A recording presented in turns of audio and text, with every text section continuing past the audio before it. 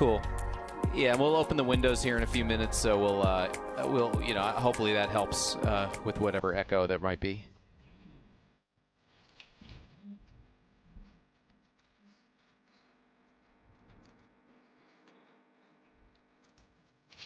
Cool. So yeah, order of operations, come back in, standings, and then line up pitcher, defense when we can.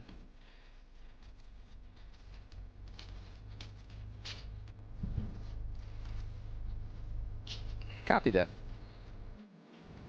Excellent. Somebody will win a baseball game. Yep. All right.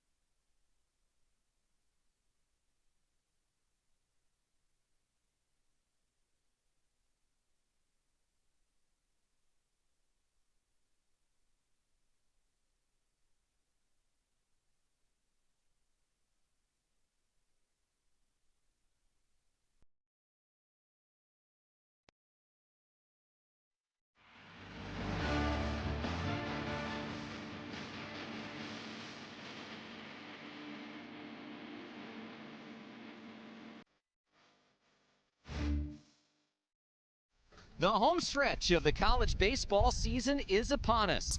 Just 2 weekends of the regular season are left, and it's a scramble for positioning ahead of the CAA tournament. Northeastern officially gets in with a win, while Stony Brook still has some heavy lifting to do starting today. The Huskies and the Seawolves renew their rivalry. Next on Nesson.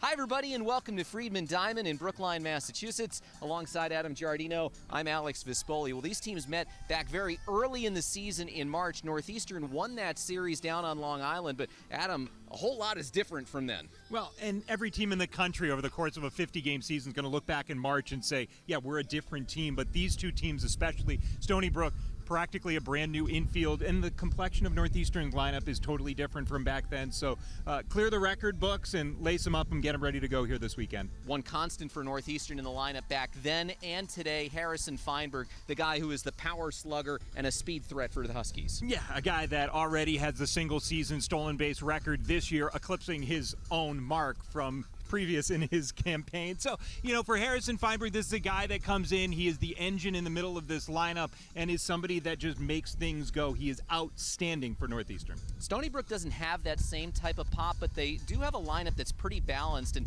the tone setter really is Nick Zamperon. Yeah, it's a 1-2 punch at the top of this lineup, and, you know, for Northeastern, they know that mitigating those two guys' effectiveness at the top is going to be huge. And for Zamperon, a 15-game hitting streak and a guy that's top 5 in the conference in batting average, there is no way that Northeastern can have success if Zamperon does his thing at the top. Two of the best pitchers in the conference will be on the mound today. Robbie O'Connor for Northeastern, Michael Worley for Stony Brook. For more on this matchup, earlier Adam had a chance to catch up with Huskies head coach Mike Lavin. Coach, it's the start of the final homestand of the regular season, a game lead in the division over Monmouth. So what's just the general message for what the team wants to accomplish the next couple of days? Yeah, biggest thing is just be day to day. You know, can't look ahead. We're not in a tournament yet. We have a lot of goals ahead of us right now, so it just has to be day to day. You know, Stony Brook's playing really good baseball right now. They're fighting for tournament play and playoff spot. You know, we got a great arm going against us today, so I think the biggest message is stay on point, one game at a time. Robbie O'Connor had a great start the last time out against these guys. How do you approach the start for him facing a same opponent for a second time in the regular season? Yeah, it was a while ago, right? It was an opening weekend of conference play, and he did pitch really well. So, you know, he's coming off not a great start last weekend, and what I've really liked about Robbie, he's bounces back really well. So I'm expecting him to be attacking in the zone. You know, he's tough to hit with that you know, low slot, you know, fastball that he has, the slider, and you know, these guys will put pressure on us. They're going to bunt, they're going to run, and you know, we gotta limit the free bases, and I'm looking forward to Robbie having a good game today. Good luck this weekend. Good luck here today. We'll be back. We got the starting lineups and the first pitch of this one coming up next on Nesson.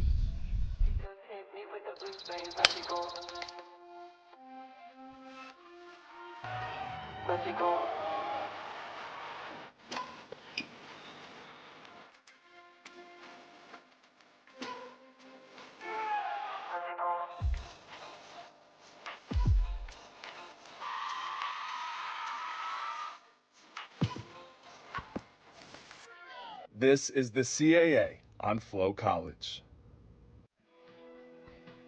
Welcome back to Brookline. Stony Brook taking in the last warm-up tosses from today's starting pitcher for Northeastern, Robbie O'Connor.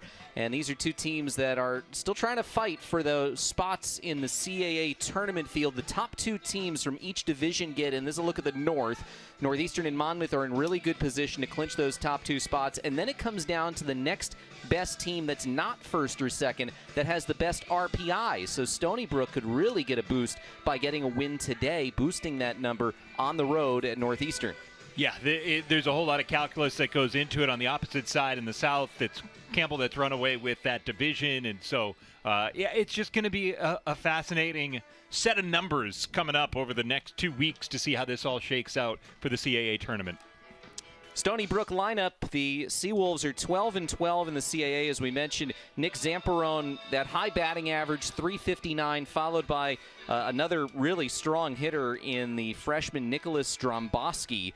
It's a lineup that is pretty well balanced, and they're going to create a ton of chaos. They will look to steal, they will look to bunt, and do a lot of hit and run. So something that Northeastern and their starting pitcher, Robbie O'Connor, are going to have to be on their toes all day today when there are men on base. Yeah, and for O'Connor, the 18 walks over 54 in a third inning, so that's 3 walks per 9. He'd love to maybe walk 1 or 2 guys here today, especially with what you said, Alex, just in terms of free passes are going to be things that pile up on you. Just as, Northeastern knows that when teams let their guys on, they run wild, and that's what can build some momentum for Stony Brook as well. And Mike Lavin told us before the series that they need to try and not let Stony Brook just get free guys on, limit those mistakes, and it's a team that's not looking to outslug you. We'll see if things follow that trend today as O'Connor, working out of the stretch, will come home with his first pitch of the afternoon, and it's a strike at 2:05 from Friedman Diamond, where Northeastern is 12-7 this season. Stony Brook is 10-18 on the road. And for Zamperone, he's a guy who Jim Martin, head coach for Stony Brook, said he is kind of the bellwether for this team. When he's going well, our offense is going well. And so they really rely on him to start games in the right fashion. But the top third of this lineup, Alex, it's a 21, 27, and 17 game on-base streaks that are active right now for the top 3 guys. Grounds one over to Tyler Harmony, the third baseman, and he takes care of the dangerous Zamperone and keeps the top base-stealing threat for the Seawolves off the bases to start the game. Let's take a look at the Northeastern defense. A little bit of a different look than what Mike Lavin has trotted out there. Carmelo Muzakia had been playing a lot of right field. He moves back to the infield at second base, and Carter Bentley is playing for the first time since mid-April. He's out there in right. Otherwise, standard fare for what Northeastern has done with its defensive alignment. And at this point in the season, both coaches acknowledge that these are critical games, and they have a pretty good sense offensively of what they want, defensively what they want. And the one tweak that you really might see over the course of the weekend are just keeping the catchers fresh. O'Connor's pitch to Dromboski is fouled away. It's 0-2. These are teams that will cycle their catchers. Certainly Northeastern has been doing that. They've been splitting Cooper Tarantino Game 1 and Game 3. With Will Fosberg playing behind the dish, usually in the middle game. We'll see if that keeps up tomorrow when Luke Rising is on the mound. 0-2 pitch. Just missed. Home plate umpire Nicholas Mull said that was ball 1. Mike Sadowski is the first base umpire, and the third base umpire is Ethan Gorsak. 1-2 on Dromboski. And it's hit in the air to left center field. Ryan Garrity on his horse, and he'll track it down in the alley to make the nonchalant catch for out number 2. The flag quieted down in left center field, and so that ball carried a little bit. You actually just saw Garrity peek over his left shoulder at that flag to say, wait a second, that ball went pretty good, especially the other way off the bat of Dromboski. And so Garrity, a nice play, and definitely just ever-changing winds here in Brookline. Yeah, wind during pregame was blowing in from left center field, and certainly looking like it would be a haven for the pitchers today as a big first pitch swing and a miss. Squad without a lot of power, but Dowdy is the guy who has it, and it's been coming in droves for him lately. He's got 8 home runs, which puts him 7th in the Coastal, and he has been on a tear since about the second week of April. Ball and a strike on the right fielder from Lacey Washington. Just about the farthest distance anybody has come to play on Long Island for the Seawolves. 1-1 from O'Connor. Breaking ball up the middle to his left to Giorgio. It sneaks under his glove, and Dowdy has a 2-out single. Yeah, DeGiorgio short-armed it, but with purpose to try and make the only play available to him, which would have been a sliding stop in which he starts to pop up in one motion. So you could see where the feet start to hook around there. And so, yes, he could have gone belly first and really made the play, but then he wouldn't have had a throw. Cleanup batter is the lefty swinging first baseman Chris Carson as they check over at first on Dowdy. Nobody in the country steals as many bases as Northeastern. They're number 1 in Division I as far as steals, but this Stony Brook squad not terribly far off the pace, as this is punched out to Garrity again. This time he comes in on it, and the Franklin native squeezes it to finish out a scoreless top half of the first inning. So the 2-out single, nothing becomes of that for the Seawolves, and we are scoreless with the Huskies due up for the first time against the talented lefty Micah Worley.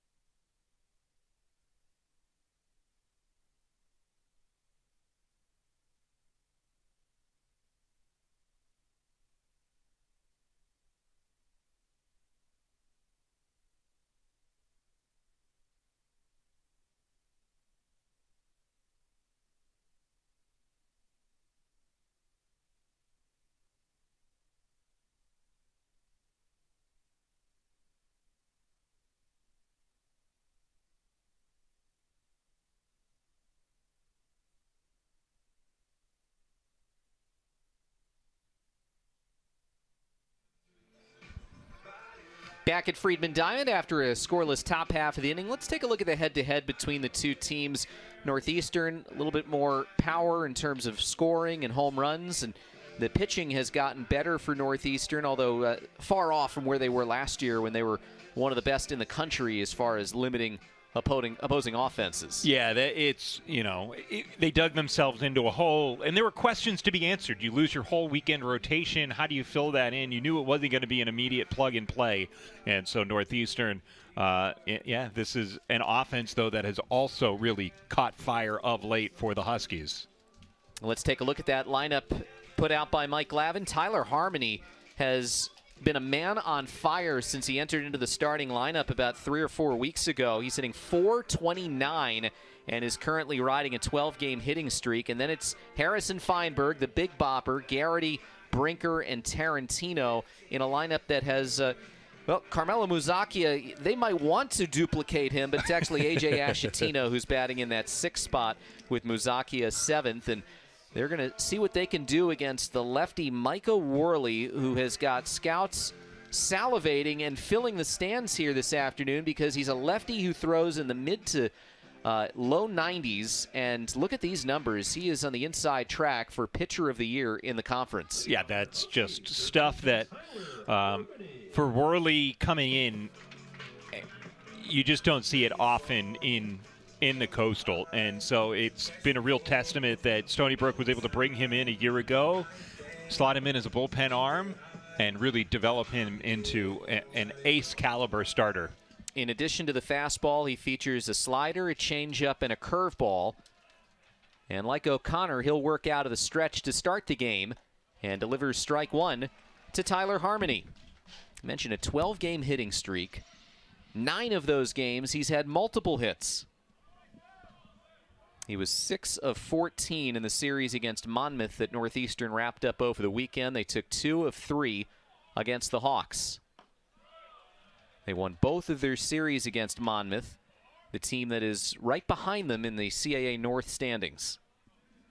Meanwhile, Stony Brook played out of conference last weekend because the odd number of teams, that's the way it is this season. Somebody has to be playing a non-conference series, as it's 2-1 on Harmony.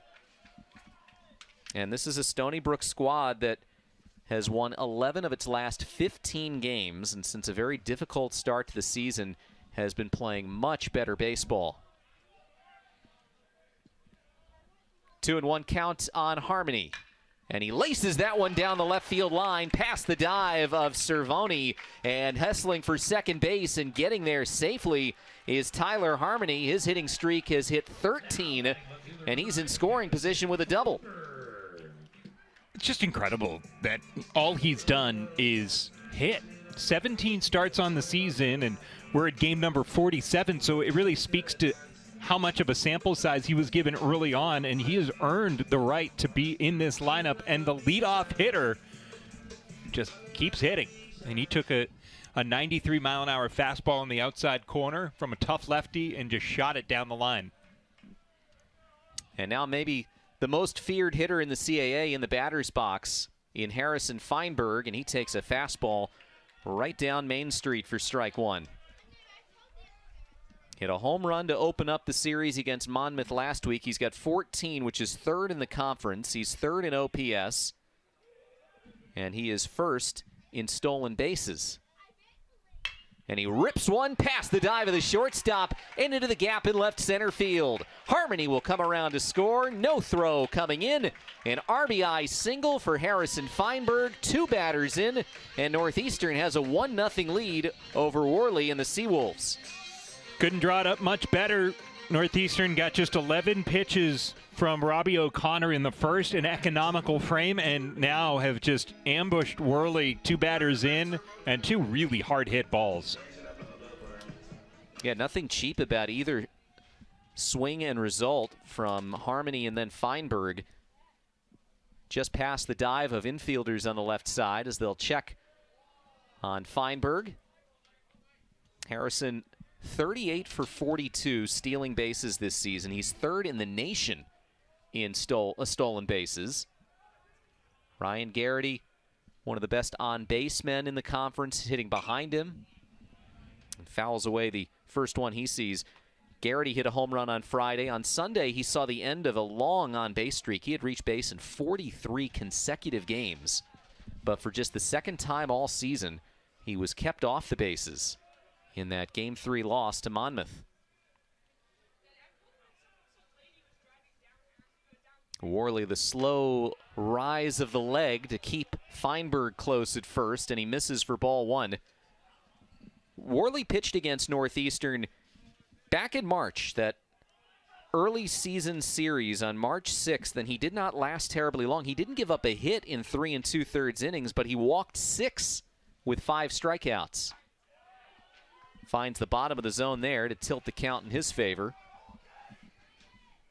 And that's what chased him out of the game. Northeastern went on to win that game by a 4-0 score. He gave up 2 runs, 1 earned to Northeastern, and the control issues just made it a short day on the mound.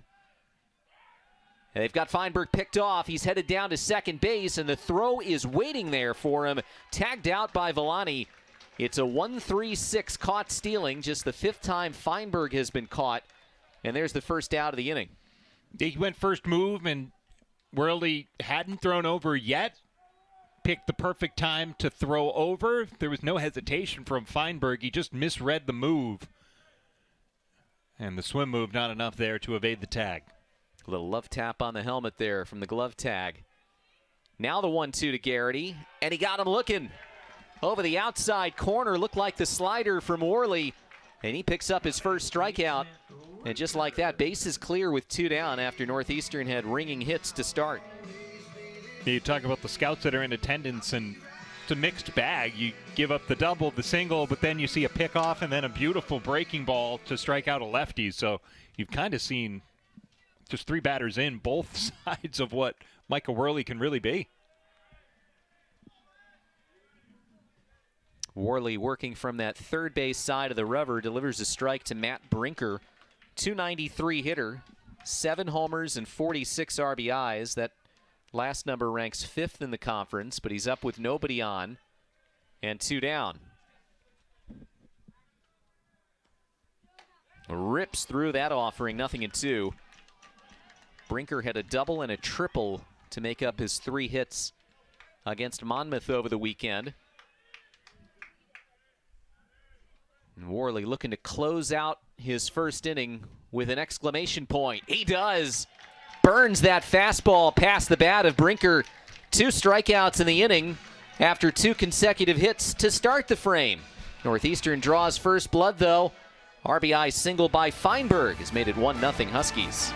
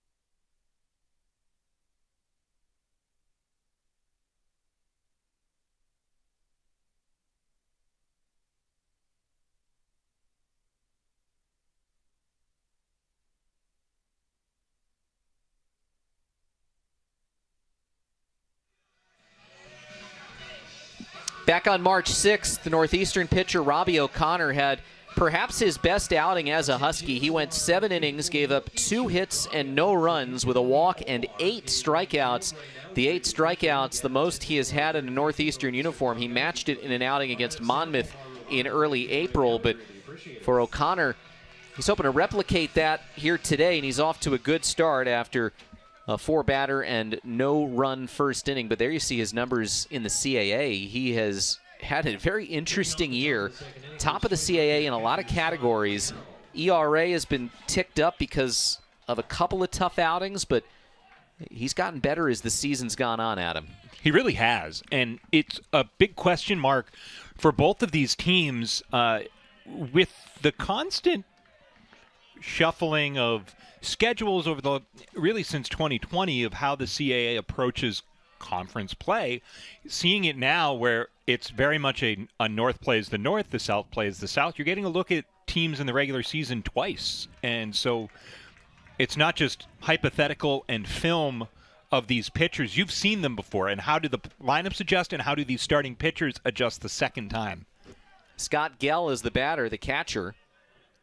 Junior from Trumbull, Connecticut, rips one deep down the line. It is curling foul and clangs off the fence in that left field corner. So Gell, to your point, he's seen Northeastern before. He hit a home run against the Huskies back when these teams faced each other in early March. He was only 2 for 9 in the series, but the 2 hits were a home run and a double.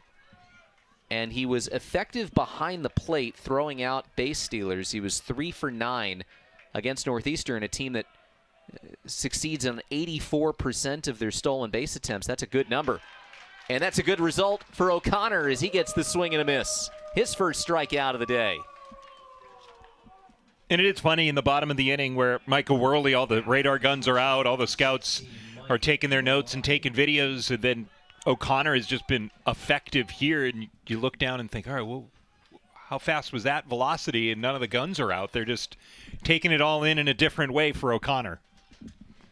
Mike Villani, the shortstop, steps in, and he takes a pitch that hums in at 87 miles an hour. I did catch one of the scouts' radar guns on that offering. But O'Connor is not necessarily a guy who beats you with velocity in the same way that Worley does, as this is pumped down the left field line and curling foul again. He beats you with the movement of his pitches and a tough arm angle for hitters to pick up. And a lot of his pitches look the same coming out of the hand. So sometimes it's that two-seam fastball, sometimes it's that slider, and can make a big difference to the hitter, obviously. And if you're tunneling all of those the same way on a given outing, that's what can make him so tough. Misses down and in. The big issue for O'Connor at times this season has been issues he has caused with hit batsmen. He was hitting batters at an unprecedented rate to start the season, but he's been able to temper that here over the last month or so. And to be clear, in the history of college baseball, unprecedented. Yeah, he was at one point he was on pace to break the Division I record for hit batsmen in a season, which I believe is somewhere around 38 or 39.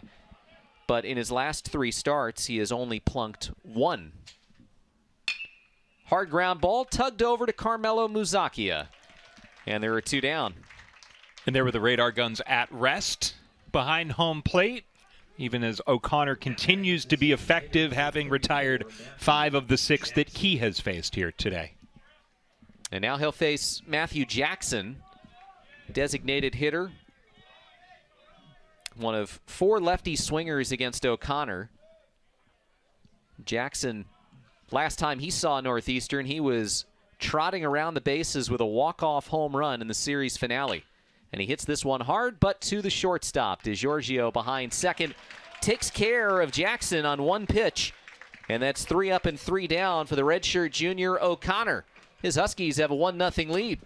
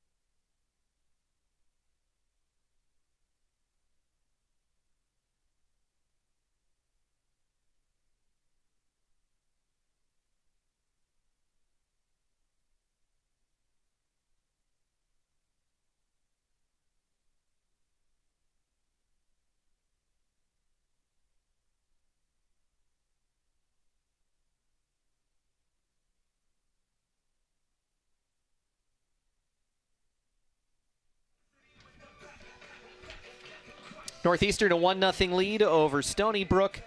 This is the 34th time these teams have met. Huskies have had the much better of play between the two, and especially in CAA games. That series finale down on Long Island a couple of months ago was just the second conference win for Stony Brook against Northeastern. And this is, of course, a lot of teams are going to have a graphic that looks like this in the conference because of how good Northeastern has been. But we talked to Mike Lavin. He said they're going to be vocal and they're going to want to beat us. I think it means maybe a little bit more for a couple of teams in the Northeast. Yeah, it absolutely does. And especially in a year like this where Campbell notwithstanding, Campbell maybe's got an outside chance of going on a run and maybe ripping off 9 more wins and then falling in a championship. And I don't know if they're an at-large team, but the bottom line is it's a one-bid league year. And so, these teams, they all know what the ultimate goal is, and Northeastern's one of the teams that's a roadblock from Stony Brook and Hofstra and all these other programs from finding a way to the big dance. First pitch gets away from Gell from Michael Worley. Worley gave up 2 hard-hit balls that just evaded the dives of his infielders and resulted in a run, but then he settled down, got a caught stealing of Harrison Feinberg, a pickoff really, and then back-to-back strikeouts to get out of the inning. And he's fallen behind Cooper Tarantino. 2 balls and no strikes. Tarantino, a home run last Friday and a 3-for-6 series against Monmouth. Catcher from Sudbury, hitting .267. And it's 2-1. It is an all Sudbury battery today for Northeastern between O'Connor and Tarantino. They're separated by 2 years worth of grade level. So O'Connor would have been a senior when Tarantino was a sophomore at Lincoln Sudbury High. Couldn't hold up on the 2-1. He knew he swung through it. 2-2. Well, certainly when you find programs that produce good players, you establish those connections, those pipelines, and certainly Mike Lavin's done that with some of the top programs here in New England and the Northeast. That is at the bottom of the zone, strike 3. Nicholas Mull pondered it for an extra beat and punches out Tarantino. That's 3 consecutive strikeouts for Worley. Now, Tarantino, it's a touch low, but if Tarantino's behind the dish, he wants that call every time for Robbie O'Connor. So Tarantino's not going to have much to say directly to Nicholas Mull behind the dish, but you could see him barking a little bit to the on-deck man. A.J. Ashatino will step in and fouls off the first pitch he sees. Northeastern, they've struggled against left-handed pitchers this season. As a group, they're batting just .213 against southpaws. And not every southpaw pitcher they faced has been as talented as Michael Worley. So I think it's important that they were able to get a run against him early, certainly for their confidence, but also just to get something going, as Ashatino will be taken care of by James Schaefer, the second baseman. Yeah, and it is 4 in a row now, retired by Worley since giving up the RBI single. And he's, for the first time, an out is recorded by the defense behind him. It was James Schaefer there at second. And really defensively, it's Cervoni, Villani, and Schaefer, second, third, and short, that have been recent additions as Stony Brook continues to figure things out. What's the best combination, both offensively but defensively as well? Carmelo Muzakia fighting the first pitch foul. And if you just look at the error and fielding percentage numbers, Stony Brook is well near the bottom of the league. They're second from the bottom in fielding percentage and 264th out of about 300 Division I programs. And they have a goal of, fielding percentage around .980, and they're about 21 points off that mark. But they feel like they are playing better, and that's part of the reason why the record has gotten better, is they've played cleaner baseball all around, and maybe some of those numbers aren't as applicable. You can't run away from them. They still count the statistics, but it might not be indicative as to how the team is playing as of late. And certainly with players playing in different spots, that changes the calculus. 2-1 here on Muzakia. New York City native hitting .274. He is second behind his teammate Harrison Feinberg in steals this season in the CAA with 32 of them. And he is 4 off the Northeastern program record for career steals. 2-2 count on Muzakia. Going up against the Kirkwood, Missouri native Micah Worley. Bounced around at a few junior colleges before making his way to Long Island last year. This is his second season with the program. And an impressive one at that. The 2-2 is looped over the third baseman's head, and it plops softly into left field. Zamperone fields it, and Muzakia will not test the arm. He'll stay at first base with 2 down. Now batting the shortstop, number 8, Henry. And that's probably the softest contact that Northeastern's had of the 3 hits that they've had so far. But for Muzakia, just went down a little out in front of a pitch where Worley pulled the string and did enough to muscle it out to left. And we'll see if Muzakia, with 32 stolen bases, tries his luck against the lefty. Lefty batter at the dish. DiGiorgio fights one off, and that will make it into the hole. No chance for Villani to get it out anywhere. And Muzakia hits a soft one. DiGiorgio says, hold my Gatorade. I've got an even softer single for you, and a 2-out rally has begun. Well, that's why they use metal bats in college, not because of anything. They just that bat would have exploded into about 8 pieces if it were wooden. And that bat lives to see another plate appearance, but for DiGiorgio, he helps extend the inning. 2 aboard for the number 9 man, Carter Bentley. Runners take off from second. No throw from Gell. He thought about it, but Muzakia gets third, his 33rd steal of the season. Mike Glavin is clapping his hands together down at third base, giving a look over to Henry DiGiorgio. It makes me think that was Muzakia just getting a great read and having a sense that Worley was not thinking a guy was about to steal from second off of him. With a righty batter up there, it's a trickier throw for the catcher. Risky as well. And Bentley takes ball 2. Bentley is a sophomore from Westboro. He last played in the North Carolina A&T series for Northeastern. That series was between April 17th and April 19th. So he didn't play in back-to-back weekend series. But a righty facing the lefty pitcher today. And it's ball 3. Bentley only hitting 100 against lefties in limited plate appearances, but he is making Worley come to him. Top of the order is on deck as the wind howls in from left. 3-0 pitch. Taking all the way. It's a 4-pitch walk to Bentley, and they are loaded with the top of the order coming up for Northeastern. Yeah, there's 2 outs, so it's just one more pitch for Worley to try and get him out of this thing. And again, as we talk about scouts, this is a moment that they probably don't mind seeing him bear down and try and compete here against a guy that hit a double off of you the first time around. Lefty batter against the lefty pitcher. Harmony doubled and scored last inning. And he's got a teammate at every base. Ball 1.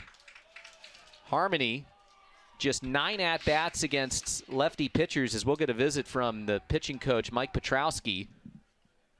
He is 5 for 9 against lefties in his limited time in the lineup.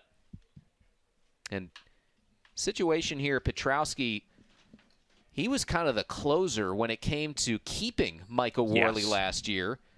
Of course, with the retirement of the legendary head coach Matt Senk last year, and then Jim Martin elevated from an associate coach's role into the head coach, there were some schools that were looking to pick up Worley in the transfer portal, and Martin said, hey, I'm making a great hire at pitching coach. Trust me on this. As there's a strike, and Worley waited around. He connected with Yes. Petrosky, and they made some adjustments, and he got healthy as well. And what a senior season it's been. Right, and just the trust to wait it out and to know that Stony Brook really is home for him. 1-1, and Harmony, did he offer? No, says Ethan Gorsak, the base umpire. It's close. Yep. I think maybe if that base umpire is down the third base line, he thinks differently. But he's positioned behind second base, as you can see on the right. So a 2-1. Ball 3. So this inning started with 2 outs on 7 pitches. Since then, soft single walk, and now a 3-1 count to a guy who's hitting well north of 400.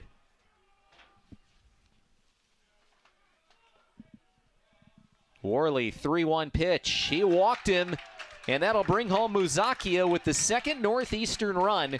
It's 2-0 on a bases-loaded walk. Yeah, 8 of the last 9 have been out of the zone from Worley, and he didn't have the strike zone against Northeastern the first time that these two squared up. And then Northeastern with 2 hits from the first 2 batters in the first inning, you thought it might be a different story, and just a bunch of paper cuts here in the second. Harrison Feinberg, RBI single his last time, strokes this one into the mid of the third baseman. Nicely played by Cervoni up to second, and they force out Harmony, and Northeastern gets a run but does leave the bases loaded. They scratch one across against Worley, 1 in each inning, and it's 2-0 Huskies.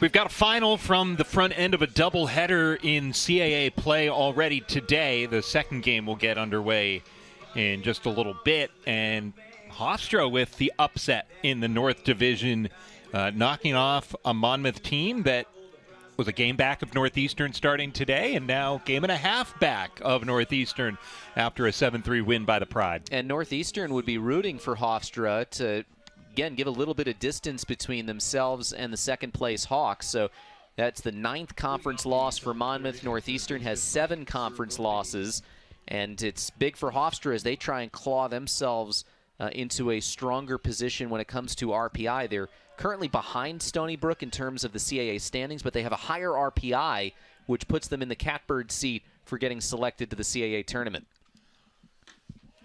First pitch, swing and a miss by Mike Cervoni. Locust Valley, New York. Enters with a 7-game on-base streak. And for Northeastern, the weather's not pleasant over the next 24 hours. It's a ball and a strike. And so tomorrow's game has been bumped up from 1 o'clock to a 10:30 a.m. start. And why there's a doubleheader happening in Hempstead, New York, is because they are not playing tomorrow. So they've got 2 games today and then a day off tomorrow. Hofstra and Monmouth will play one on Sunday to wrap the series. And that was on the table for this series as well. All options were being discussed, but everyone believing there is a window early tomorrow to keep guys on normal rest, not force in 18 innings today. And so that's what they'll do. An exhale and a couple of strikes. It's a swing and a miss And a second strikeout from Robbie O'Connor keeps it moving here in the third. He just does a great job of working this under the hands of the right-handed batter. This fastball tails back in towards Cervoni, and that's what we're talking about, the movement of O'Connor. Nothing seems to come out of his hand that's straight, which is really a great equalizer when you don't have the mid-90s velocity that his counterpart does. It's the 9-hitter James Schaefer. Takes just off the plate. You know, these are interesting battles because you see all the scouts here and you know that they are here to see the other guy pitch, and it almost lights an extra fire under you saying, I am somebody worth paying attention to. There's a reason I start on Fridays for one of the best teams in the league. That just nibbles in, 2 balls and no strikes. And yeah, even, you know, for a Harrison Feinberg who picked up the RBI single in the first inning, he's a redshirt junior. He's a known commodity, and it would be impossible to think that he doesn't get taken in some point in the draft.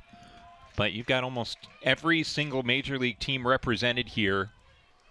And so all these local scouts might look up and say, wait, who's that guy that just singled off the guy that we're looking at? 2-1. Hard ground ball. Single for James Schaefer out of the 9-hole. Stony Brook not on the board yet, and for the first time today, they've got a base runner with less than 2 outs. Well-struck ball here after a lot of light contact against O'Connor. Probably the best hit ball since Dombrowski's fly out to left center, the second batter of the game. But this is the Stony Brook lineup right now. They are deep in that everybody contributes. Number 9 man included, James Schaefer. They feel like they've got a really balanced group up there swinging the bats. He's got a huge lead at first. Ground ball past the dive of Harmony, gobbled up and pocketed by DiGiorgio.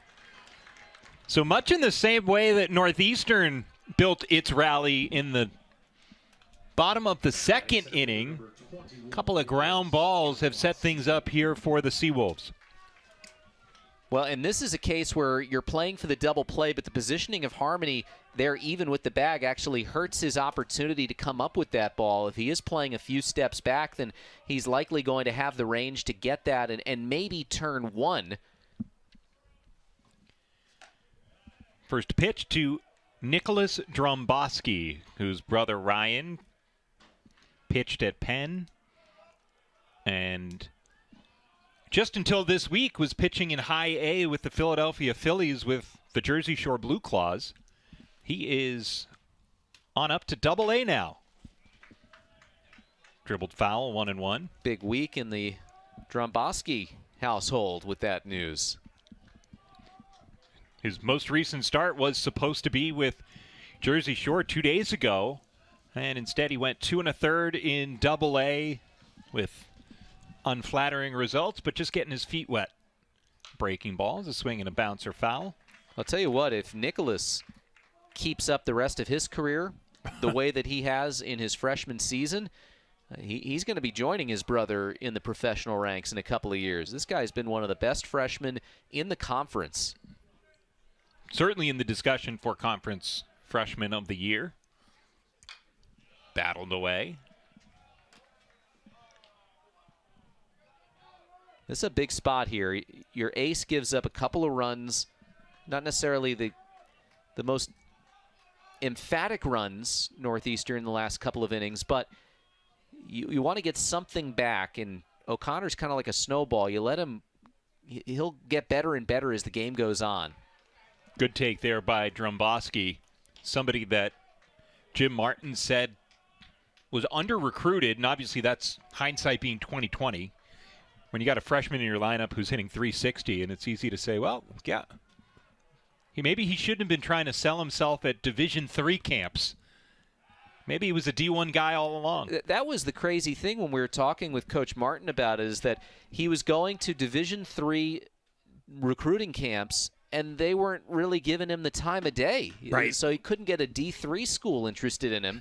But obviously, Stony Brook saw something in him, and boy, they're glad they brought him aboard. Double steal, chopper back to the mound. O'Connor gloves, flips to first. Gave a quick peek back on the runners. Schaefer to third. Zamperone to second and 2 outs in the inning. Now batting right fielder number 32. O'Connor's pretty athletic out there on the mound, and you mentioned he did give the look here, but does well just to get this ball because it becomes really tricky if Muzakia has to charge on this ball. Look how far back he's playing, and with the lefty running out of the box, you figure that'd be really tough for the second baseman. So well done by O'Connor to get the play and then get the sure out. Chance Doty chops it foul, wide of the bag. Yeah, I think it would have been a second straight infield single, and the bases would have been loaded. Muzakia would have just probably put it in its pocket at that point. It was one inning that got O'Connor into trouble in his last start against Monmouth that short-circuited what was otherwise a good outing the second inning. End of the bat, flare to right field. It's a long run for Bentley. The ball hangs up plenty, though, for the right fielder. And Doughty strands a pair. O'Connor, 3 scoreless. Northeastern has scored in its first 2 times up. They'll look to do the same in the bottom of the third.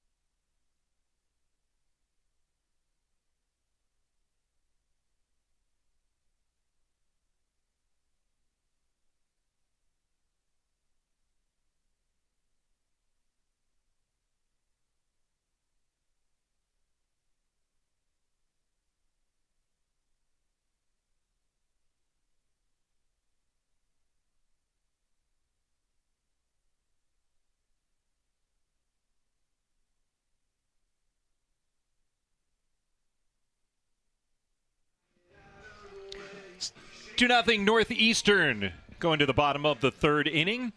And Ryan Garrity going to lead things off here in the third. And the junior from Franklin, Massachusetts has just been outstanding. That on-base streak shows the value that he has setting the table at the top of this lineup. And I tell you what, the eye black budget must be pretty large there for Garrity because he's not subtle about it. He goes up there with the war paint, and I mean, what a season it's been. He's been exactly what Mike Lavin has been hoping he would be. A leader, a guy who gets on base, sets things up, and knowing who he is as a hitter. He's got a little bit of pop. He shows it sometimes in batting practice, but what they don't want him to do is get pull happy and try and be a home run hitter. Just let them come naturally, and that's what he's done this season. And I know that they felt like it was a shame that the on-base streak ended on Sunday because he hit 3 balls that were absolute screamers that found mitts and just was not able to get one to land to make it 44 in a row. First pitch to Garrity. Breaking ball taken down and away. And there was a little more light shown in our conversation with Mike Lavin this week about Garrity and how he's a vocal leader. As a junior, probably the most vocal guy in the dugout. Takes low for ball 2. And Glav even said to some effect that he really appreciates that Garrity is the one that will give it back to him in practice and keep him honest, good-natured, intense, all of the above. And that the guys really respond to that. He doesn't want every guy, giving him a hard time in practice, but he knows it's important for a couple guys to stand up and practice and set that tone, and Ryan's one of those guys. Fly ball center field. Dromboski back. The wind finally grabs hold, and it's a side saddle catch by Dromboski for the first out. Well struck, and there is some of that pop that Garrity has, and again, he's not trying to pull that ball. He's sending it up the middle. It's curling away toward that left center field gap, but sometimes it can be tempting for a guy who throws as hard as Worley does to try and let some of that velocity do the work for you, but today not really a day where the conditions are indicative that you're going to see a lot of balls leave the yard with that wind blowing straight in from left center. Fastball rips high. A little extra giddy up there from Worley. No doubt he's frustrated with the way that this game has started, giving up a couple of early runs. Especially when the second of those runs was self-inflicted with a walk. And again, that's what got him in trouble when he faced Northeastern. He was wild out of the zone. Northeastern didn't get a hit off of him, so they've already done more than that today with 4 hits. A couple of softies among that. 2-0. Line drive. In for a single. Matt Brinker struck out on a 94-mile-an-hour heater to end the first inning. Was all over that one for a 1-out base knock. Yeah, he's just been a professional hitter for Northeastern all season, and you can see it from the approach here. He doesn't try and do too much, just drives it right back to where it comes from. The key for Brinker is that he's been healthy this season. It's allowed him to stay in the lineup and produce, and he's going to be an all-conference player when those lists come out in a couple of weeks. Especially for what he's done in conference play. The batting average sits under 300 overall, but he's right around 370 now on the season in CAA play. And leads Northeastern in conference play and runs batted in and home runs and doubles and just everything you could want for a guy stepping up. Snap throw back behind Brinker. The throw almost gets away as Chris Carson tries to sell Brinker on the fact that it had. Bonus points for trying here. Maybe think he's can come off the base here. Doesn't take much. It would take just a flinch, then slap the tag on the guy. 0-2. Seen a couple of times that Worley, especially with the runner on, has lifted that leg up, trying to control the run game, and also it works as well throwing off the timing of the hitter. Yeah, you have to use all those weapons when you're facing a team that is chaotic on the bases like Northeastern is. And yeah, it's as much a weapon for the base runner as it is for the guy in the batter's box, because you have that slow start to delivery and then you pump in a 95-mile-an-hour fastball. It can be quite disorienting. You don't expect Brinker to be going on his own here, although he is 7 for 7 stealing bases this season. Picking his spots. 2-2, breaking ball, and it's a swing and a miss as Tarantino flashed his bat at it. Now batting first baseman number 1. Another strikeout for Worley. Tarantino has struck out twice. A breaking ball here. He throws a slider and a curveball, and Tarantino just hasn't looked very sure of himself. Remember, he went down looking at that low fastball in his first at-bat. This time the half swing at strike 3 on the bender.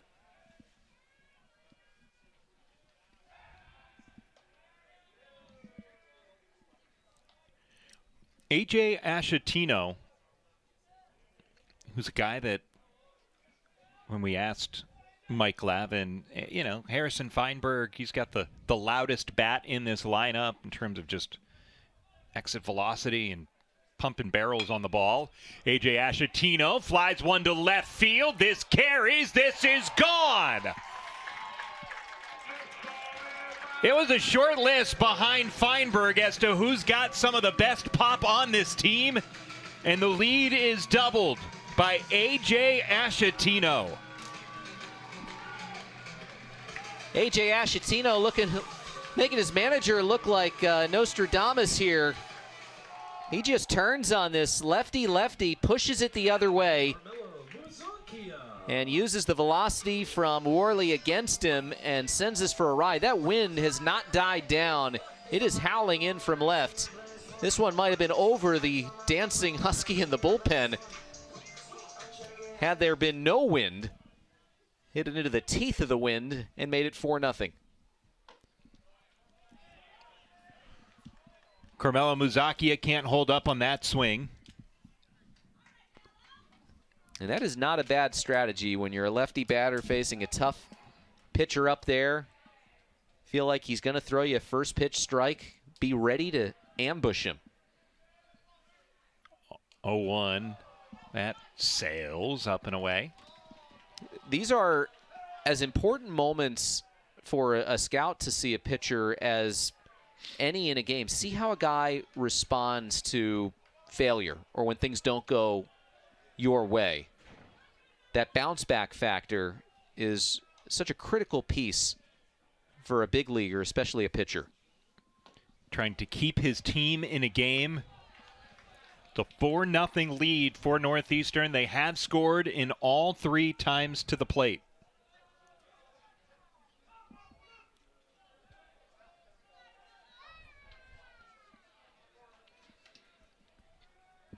Couple of strikes. Muzakia singled and scored last inning. He was at third when Tyler Harmony drew a 2-out bases-loaded walk.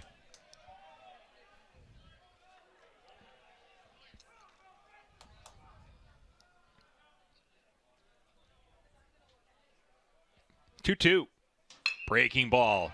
Ripped through the hole in the left side by Muzakia. And if you're Northeastern, you love to see that guy's bat heat up, creeping up toward 300 on the season. Now this is just a breaking ball that sits up in the zone, and Muzakia, veteran hitter, jumps all over it. Good contact. Bullet right between the third base and shortstop positions. And Northeastern, they had a couple of soft hits last inning, including Muzakia's base hit to left, but they have also had some real rips against Worley, and now he's going to be paying extra close attention to Muzakia, who will try and turn that single into a double with a base stealing. He's already got 1 today. Which gives him 13 in his last 13 games. Also, he entered the day 4 shy of the Northeastern record, so he is right now on 86 steals. The record is 89, set last year by Cam Maldonado. That's career stolen bases. He goes. The pitch is outside. The throw down to second. Not in time. In ahead of it, Muzakia. 2 hits, 2 steals, and he's in scoring position in the third. And now 2 away from the Northeastern career steals record. That was a great jump. It was one of those slower leg kicks that time from Worley, and Muzakia, that was all he needed. DiGiorgio awaits, and it's a looping throw back to second base. This has got to be so frustrating for Worley. He's given up 4 runs. 3 of them have scored with 2 outs. The 2-out rally last inning, and then the home run came with 2 outs from Ashatino this inning. A bluff by Muzakia, and a fastball zips wide.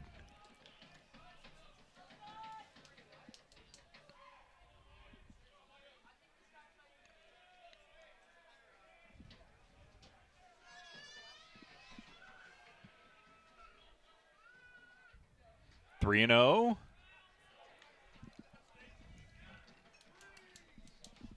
You see that pitch count climbing up there. He's going to be right around 60 pitches through 3 innings, unless this inning continues even longer. I mean, it might be well over that, but just does not have the makings of a long outing for him today, unfortunately. 3-0. DiGiorgio takes down and away. 4-pitch walk. Now batting right fielder Carter Bentley. After the strikeout swinging by Cooper Tarantino, it didn't feel like this was imminent, but home run, single, steal, and walk. And here is Carter Bentley. And so we talked about what's the response to the home run. It hasn't been what Worley has wanted. You make a very hittable pitch on the 2-2 to Muzakia that gets laced for a single. The double steal, the throw down to third, and he's in there. Muzakia might have the program stolen base record by the time the sun sets. Northeastern's notorious for doing this. When they have a pitcher on the ropes and runners at first and second, they are insanely aggressive, and that's why they lead the nation in stolen bases. 1-0. Swing and a miss by Carter Bentley. Yeah, so for Northeastern, they lead the nation in total steals. They also lead in average stolen bases per game at almost 4. They now have 4 today. 1-1, battled away. And 3 by one player, Muzakia. 88 career steals. I don't think you're going to see him, even with a lefty out there, attempt to steal home to match the record in this spot. Just a hunch. That skips in. Muzakia breaks for the play. What a play! He avoids the tag in spectacular fashion, and it's 5-0 Huskies. And maybe he's going to enter into hurdles in Los Angeles 2028, anticipating a low tag, jumps over where that tag would be, stays in the baseline, and then lands on the plate. What an effort, and Muzakia is insanely athletic. You see it on a play like that. 2-2, battled to the right side. It's smothered by Carson. That ends the inning. You didn't think that an opposite field home run would be the second most emphatic play of the inning, but here we are, 5-0 Northeastern.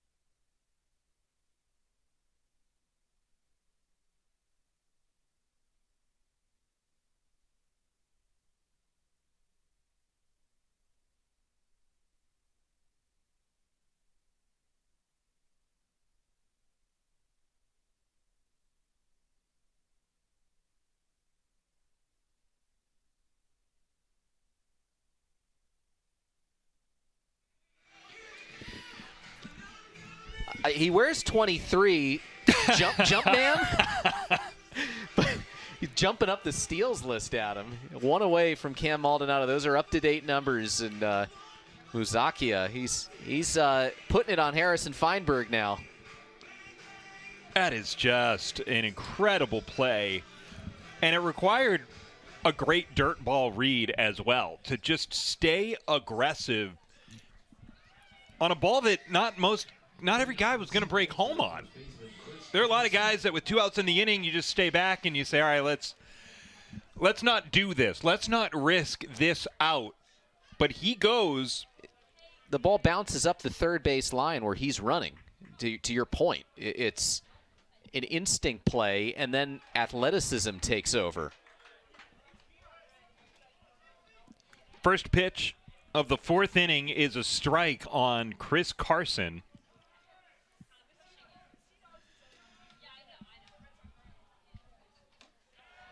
Nothing in 2.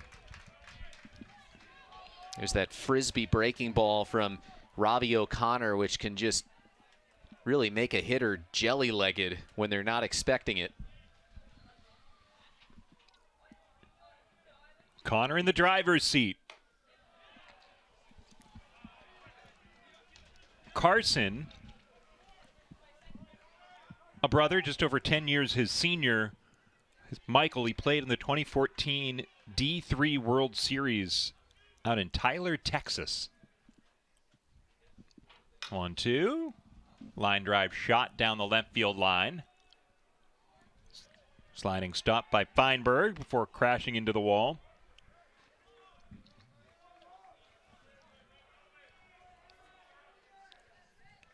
Well, this is a Stony Brook team that perhaps, as they came to bat in the 4th inning, they weren't expecting to be down 5-0 with their ace on the mound.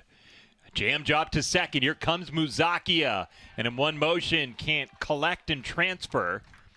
We'll have to wait and see on that one, but a tough charging play by the second baseman. Yeah, he's playing back here. You see he's all the way in right field. He's got to come in on this ball quite a bit. Now, Chris Carson is a first baseman. He's also an outfielder by trade coming into the program, so he's not necessarily a guy with no speed, but it's one that could go either way. I'm sure Muzakia wishes that he had handled that cleanly.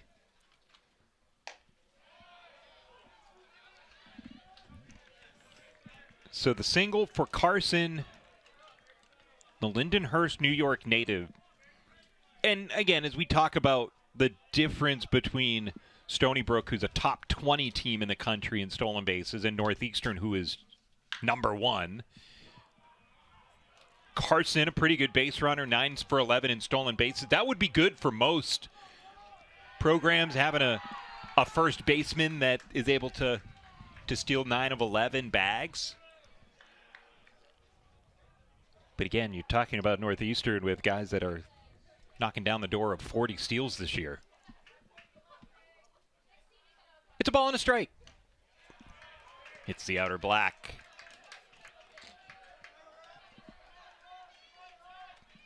For Stony Brook, when you're down 5-0, it's different than if it's 1 or 2-0. You start to say maybe we can't get it all back right away, and maybe can't be as aggressive as we would like. Right, and that's for a team that, as we showed you at the top of this broadcast, its slugging percentage is not its strong suit. They're bottom 20% in the country in slugging percentage. That's where kind of getting ahead and staying ahead by creating that chaos is so important for the Seawolves. It's certainly a big piece of Northeastern's game, and if you can keep Northeastern trailing, you take away some of that aggressiveness. That's one of the recipes to beating one of these teams that has been atop the conference for most of Mike Lavin's tenure as the head coach. But right now things are tilting Northeastern's way, but this is a big inning. You get a run, maybe a couple of runs off against O'Connor, and all of a sudden it feels like you're right in it. The runner goes. It's a hooked line drive, smashed foul. Catches a couple of cars on a bounce by down the left field line.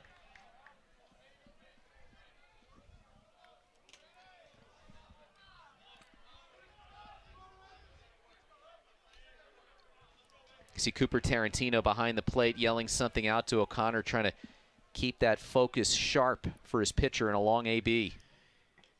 Up and in, and a check swing is appealed, and so they say hit by pitch, no swing. Mike Lavin disagrees here. He's coming out to argue, but for Gell, glad that he's okay. Those pitches that come up near a hand can be really, really tough. Let's take a look.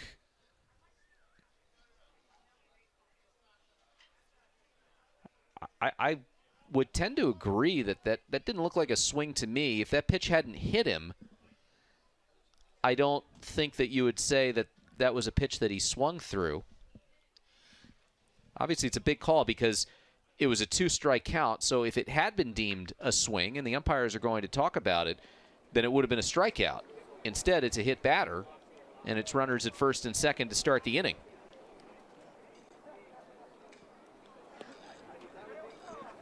Well, I think you can argue multiple things, and it's, did he swing? And it's a choose your own adventure, yes or no, and if the answer is no, and the answer is no, it's a hit by pitch, because then it's, well, did it hit his hand? Is it a check swing? So there were a lot of outcomes that were on the table there.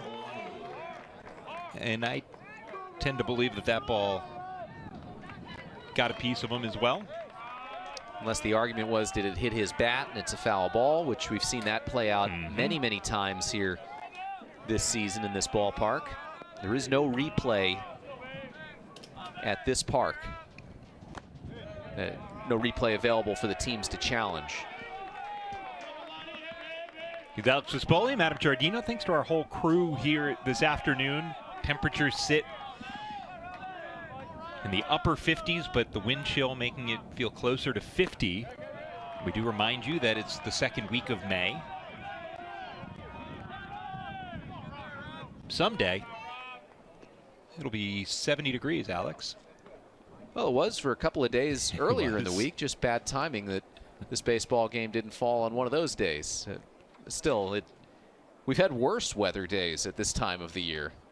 So I think these teams will take it. But Kevin Cobb, pitching coach, coming out to have a visit here with Robbie O'Connor. And we talked to the Northeastern coaches about what changed with O'Connor that kind of honed in his command after all those hit batsmen to start the season. And some of it was just O'Connor kind of getting sick of that routine and hitting guys, and he wanted to be better. The confidence went up as well out there on the mound, and put his head together with Kevin Cobb. They worked on his mechanics and repeating his arm slot, and that is what made him a sharper pitcher this season, or as the season's gone on. But he's going to need to drill back into that here in this jam. Fly ball, right center field. Garrity charges back up the alley. He's there and makes the catch. Both runners tag. The throw into second. Wise base running for the Seawolves. That ball is pulverized by Villani and is gone on most days here at Friedman Diamond. But out number one. Yeah, right into the happy zone of the swing. Good part of the bat, but the wind has been blowing in. You can see not the strongest gust there, but Garrity does a good job to chase that down. I mean, you see how close he is to the wall. Just a couple of strides from hitting the padding out there. It's about a 395-foot fly ball. So it's second and third. Chopper down at first. Northeastern's infield, with the exception of third baseman Tyler Harmony, conceding the run to the plate. You've got a 5-0 lead. You'll trade a run for out number two here if you're the Huskies. 0-1, Jackson. 0-2. A very late decision to swing at that pitch. Jackson, he's a guy who's got some pop in his bat. We told you about the home runs that he hit against Northeastern, but you know, this is a team that also does like to sacrifice bunts. Not going to do it here with 2 strikes, but it was a thought coming into the AB. 0-2. Good spot, better take by Jackson. And obviously, it's kind of frowned upon in many circles to bunt and give up an out in a spot like this to get a run. Maybe you do it if it was a 1 or 2-0 game, but wouldn't make as much sense to do it. But this is a team that sacrifices a bunch. Swing and a miss. Jackson goes down. The inning setting up nicely for Stony Brook, and O'Connor has ripped back control. Robbie O'Connor gets ahead in the count and then buries this changeup down and away. Keeps it out of the swing path of Jackson, who's got some electricity in his bat. Big strikeout. It's on to Cervoni. Strikeout swinging his first time up. With a 7-game on-base streak, in which he has gotten on base more than half the time he's come up. A ball, no strikes.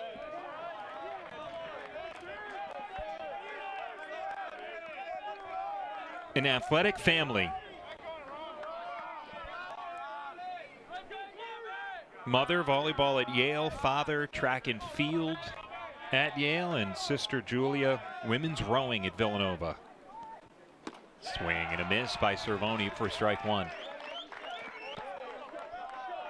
Villanova rowing competes in the Coastal Athletic Association, despite being a Big East school in most other sports. That competition, conference championships, is a week away. 2-1. Inside corner for strike two. The wind is now blowing as hard in from left center field as it has all afternoon. Just a note to keep in mind if this ball is hit in the air. O'Connor, 2 balls, 2 strikes. Hard ground ball. Harmony has it. And the outs recorded. The first two aboard for Stony Brook, and yet they can't puncture the scoreboard. 5-0 Northeastern takes a lead to the bottom of the fourth.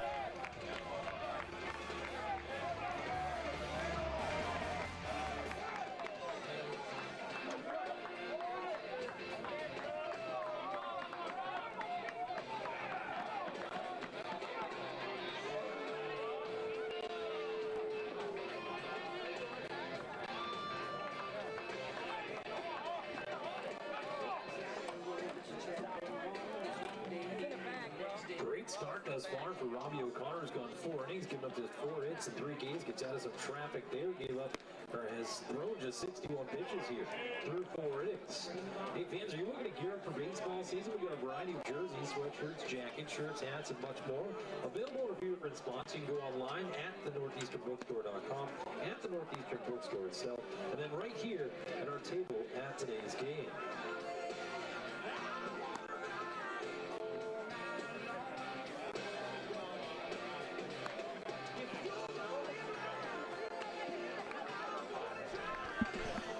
Top of the order due up here for Northeastern, seeing Robbie O'Connor with a scoreless top of the 4th inning.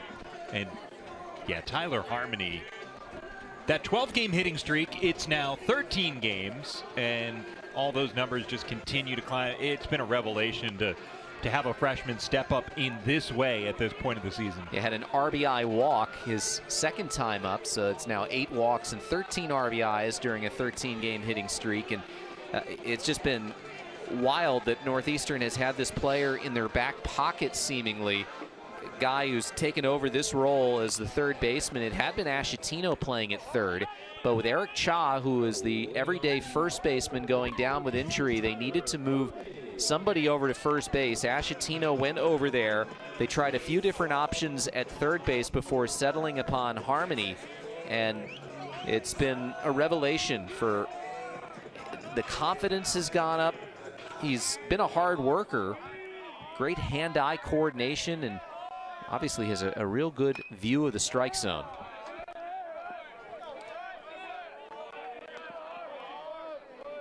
So a 13-game hit streak, a 16-game on-base streak. Just wait your time and get rewarded. 0-1. Hard ground ball. Carson with it this time. A rare plate appearance for Harmony where he does not go beyond 4 pitches. That is another thing that makes him a terrific leadoff man, is that he is often wearing out pitchers. Sees a ton of pitches, but this time a short and sweet battle for Michael Worley, but trouble for Worley has often come when there have been 2 outs in an inning. It's Harrison Feinberg. Takes a pitch that misses high from Worley. A healthy number of the scouts who were here to see Worley left during and after that 3rd inning, which it's interesting. You see more than a dozen scouts here, and then 5 or 6 of them heading for the exits, and Worley still pitching in the game. It's not like he was removed from the game. Right, and it's not like it's we're tongue-in-cheek saying it's low 50s, but it's not 30 and raining, and no need to get out of here. So that should give you a little indication about Worley and what they were able to glean from his performance here today. And it doesn't mean a lot, because these guys have seen Worley many, many times. And in some cases, if you're a team that's really happy about Worley and you're considering, you say to some of the other teams that are leaving, maybe you strategically leave to feign interest, but you're saying, okay, fewer guys on him because we really like him and we're planning on taking him if we have the opportunity in June. Good take by Feinberg. The pitch count about to hit 70. 2-2. Yeah, and I mean, there's so much. For Worley, a year ago, you would say there's so much projectability, but he's 6'5", 220 pounds. And he's almost already doing it. There are obviously some rough edges that everyone needs to iron out at this stage of their careers. 2-2s down and away, but it's not like you're looking through a funhouse mirror right now at a guy. You see the build, the velocity. There's a lot that's happening right now for Worley, even as he has been touched for 5 runs. 3-2. And this is a guy who still needs experience. Remember, last year, his first season at Division I, he only pitched a month because of a freak injury. Catcher came out to field a slow ground ball. Pitcher came in. Catcher slid into the pitcher and broke Worley's ankle. So misses a lot of development time. Hard hit ball to right field. It turns around the right fielder, Doughty, and it's gone.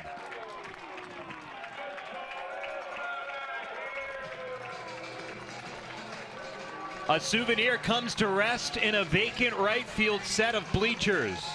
Harrison Feinberg sprays one to right field and extends the lead. Well, Feinberg wanted to show out against one of the top pitchers in the conference, and he does so in a big way. He had an RBI single his first at-bat. This time he goes deep opposite field, showing off his power. And the Northeastern career home run leader tacks on number 46 and number 15 this season.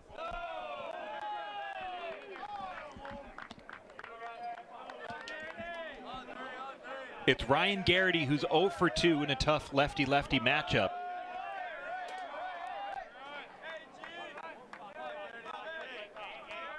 The ball and no strikes. Garrity gives one a ride to right field. The bat flip is on, and that ball is gone. He pulverizes a back-to-back blast with Feinberg. Northeastern is locked in on Micah Worley. There's some of that pull side power from Garrity. Third home run of the season, lefty-lefty smash, and the third dinger against Worley today. You think he knew it immediately?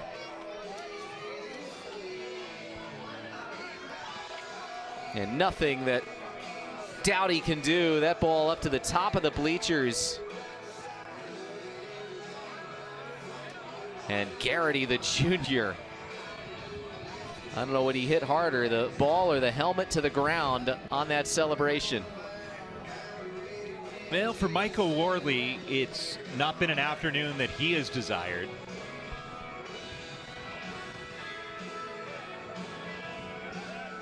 No, it's been a tough day for him. Let's take another look at the swing here and the bat flip. A word to the dugout, one of the most vocal guys on the team. And that might end up being the parting shot, because we're going to get a visit to the mound after a catcher's meeting on the mound to buy a little bit of time for the bullpen. And looks like that is going to be it for Worley. So disappointing day for him, but you saw the velocity, you see the talent, and one bad day is not going to mean that his future is not extremely, extremely bright.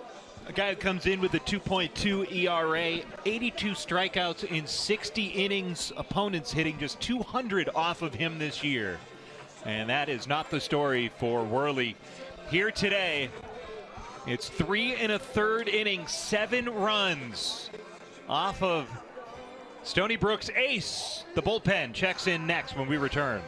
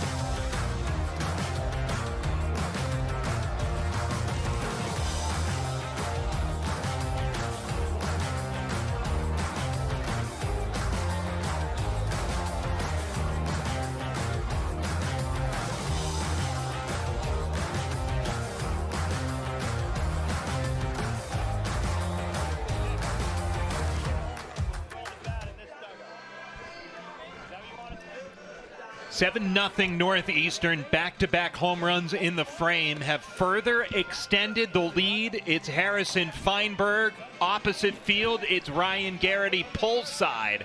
And that pulls Micah Worley from this one as Stony Brook starter's day is over.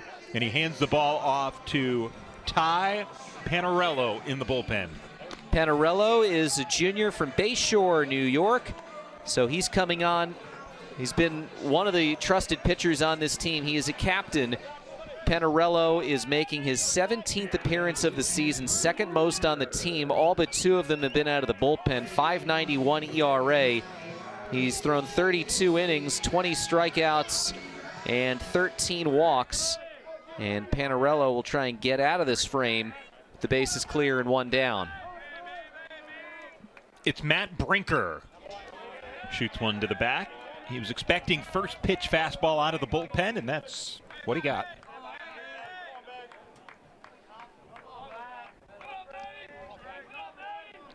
One of the numbers that you don't see on the screen there for Brinker is a team best 13 hit by pitches.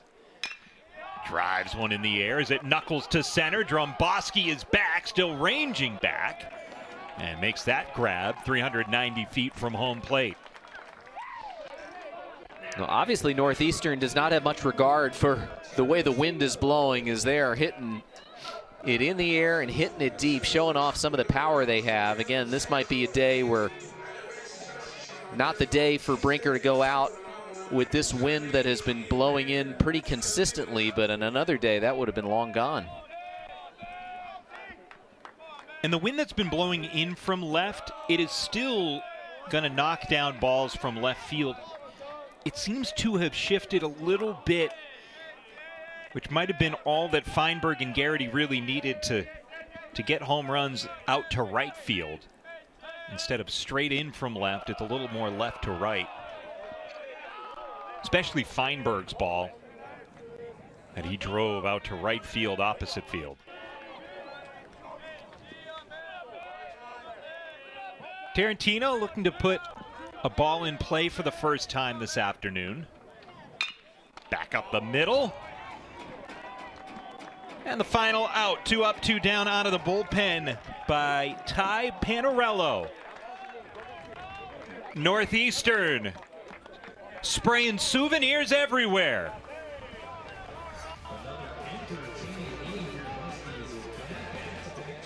Harrison Feinberg is 15th of the year. Then Ryan Garrity is having a sneaky good year himself.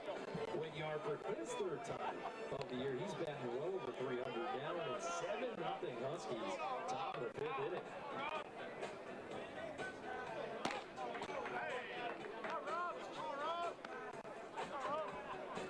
And attention fans, we have an exciting bingo winner here today. Today's bingo winner is Gene Dickinson, Matt Brinker's grandma. Congratulations, Gene. You're going home with a Husky prize pack.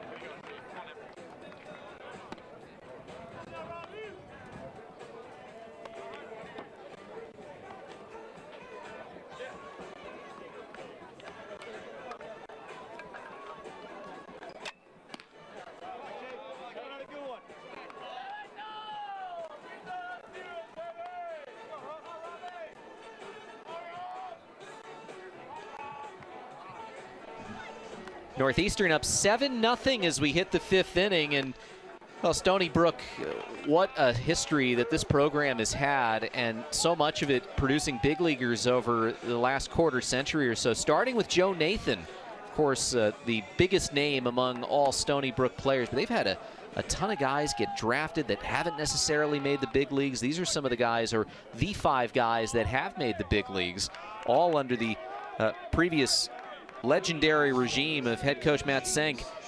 Just recently retired after 900-plus wins. But Nathan, of course, the home field is named after Joe Nathan in Stony Brook, New York. And I saw a couple of those guys making their way through the minor leagues. Of course, that 2012 team that had that magical run through the NCAA postseason.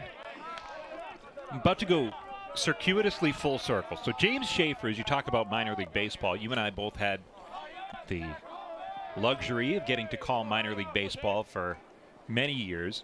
And James Schaefer is from Yardley, Pennsylvania, which is a town I called home for 2 summers while working for the Trenton Thunder in my 5 years there. And crossing that back to Nick Tropiano, he was a guy coming up that I got to see in the minors. I thought he was a can't-miss guy. And obviously injuries and pitching is so hard to project, but there were some starts that he was making in the lower levels of the minors that felt like, obviously he carved out a pretty good career in the majors, but felt like he could have been even a 2 or a 3 starter at points when he was coming up. His stuff was nasty. Yeah. 1-2 pitch here is bounced over the glove of O'Connor. Muzakia charges, throws, and gets Schaefer over at first base. Sharp play from Muzakia, who was unable to come up with a ball last inning to start the frame. He gets it this time, and the leadoff man is set down. Nice play by Carmelo Muzakia on the move. But you mentioned James Schaefer from Yardley, Pennsylvania. The high school he went to, Pennsbury High School, is a really interesting claim to fame as this ball is spanked through the left side by Nick Zamperone, and he's got a 2-hit day. Just like his last hit, first pitch swinging. Base hit makes it to the outfield this time, and he's aboard with 1 down. Yeah, Pennsbury is a well-acclaimed high school in Bucks County, Pennsylvania, absolutely. So I'm not surprised with, well, I don't know what you're about to tell me, but I'm not surprised by it. Well, it is named by Reader's Digest as the best prom in America. So I hope that you were not invited to the prom when you were calling minor league baseball living there. Hold it. So Reader's Digest, whose general demographic is what age, would we say? A teeny boppers, right? Yeah. Yeah. Who are they to have an opinion on 16 to 18-year-old proms? Well, considering I was out the other day and saw a Reader's Digest at the supermarket, and the cover was making friends with AI. Okay. And it was not a teenager who was making friends. I believe that. Yes. Want to know on Dromboski as they check on Zamperone, who does have 25 steals to lead all Seawolves.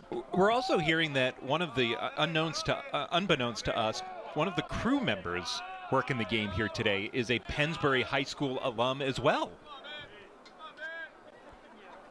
Here's a ball into right field and down for a base knock. Dromboski will get aboard, and on to third base on the play goes Zamperone. First to third on a single by Dromboski. And with that, he extends his on-base streak to 28 consecutive games, a streak that started with a home run against Northeastern. It's a good rip, and as we talked about with Stony Brook, they're not going to get it all back with one swing. And even though Northeastern has hit 3 home runs today, it's just not conducive to that kind of baseball. And so this is what you need to see from Stony Brook if they are going to make a dent in what is currently a 7-run deficit. First and third, 1 out, runner from first goes, pitch is strike, throw from Tarantino is tardy, and no advancement by Zamperone. So it's a steal of second base by Dromboski, his 13th of the season, and the first of the day for Stony Brook. Remember when you said that Northeastern can sense blood in the water with runners at first and second, and they've got pitchers on the ropes? That's a little bit of what you're sensing right now from Stony Brook, saying it's go time. This is the best chance we have right now to start making some noise. Ball pulled left side, and it's off the glove of the third baseman Harmony into left field. It'll bring home 2. Here comes the second man, and scoring on the play, Dromboski. That deflection helped open the door for Dromboski to score from second base, and Chance Doughty drives in 2 to get Stony Brook on the board. And if only hindsight were everything and you're Tyler Harmony, you just don't make a play on this ball, because worst case scenario is Henry DiGiorgio is there and it's runners at first and third. Instead, the deflection helps add another run for the Seawolves. That ends a string of 11 consecutive scoreless innings by O'Connor against Stony Brook this season. And a runner aboard for the cleanup batter, Chris Carson, who had an infield single his last time. The prom talk has woken up the Stony Brook bats. 1-1 on Carson. Apparently John Mayer and Questlove have played at various proms.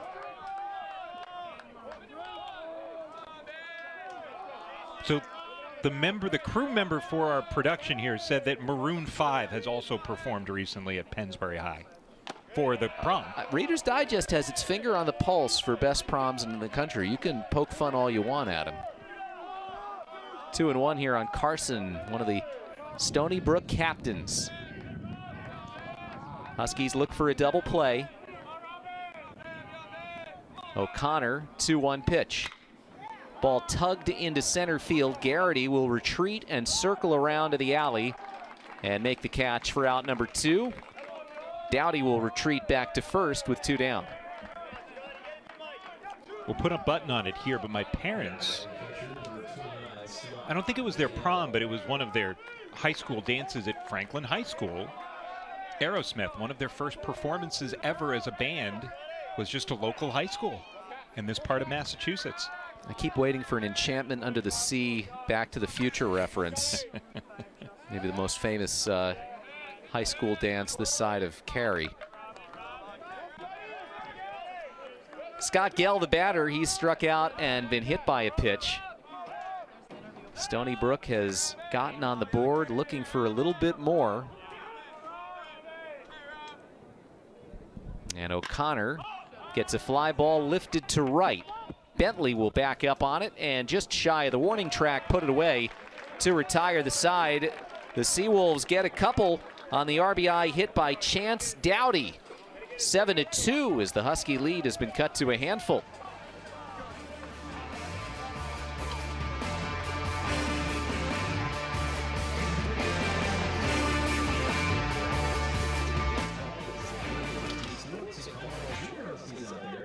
Set up for our youth baseball camps this summer from June 29th to July 2nd and July 6th to the 9th by visiting nuhuskies.com/baseball.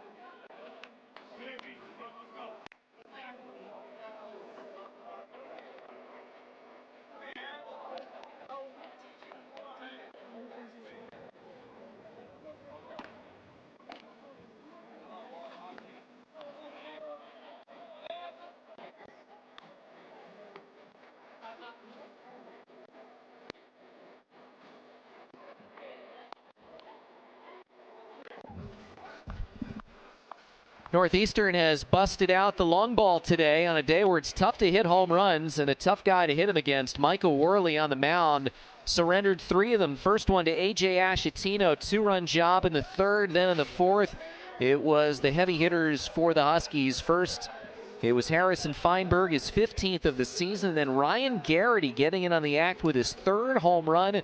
Pull side power. That is the shot that knocked Worley from the game. And at the time, delivered a 7-0 lead to Northeastern. It's now 7-2. And A.J. Ashatino, who started the long ball party, he will step in to lead things off against Ty Penarello. Penarello came on, retired the last 2 men of the 4th inning. And here he starts an inning for the first time against Ashatino, who's 1 for 2 with that dinger.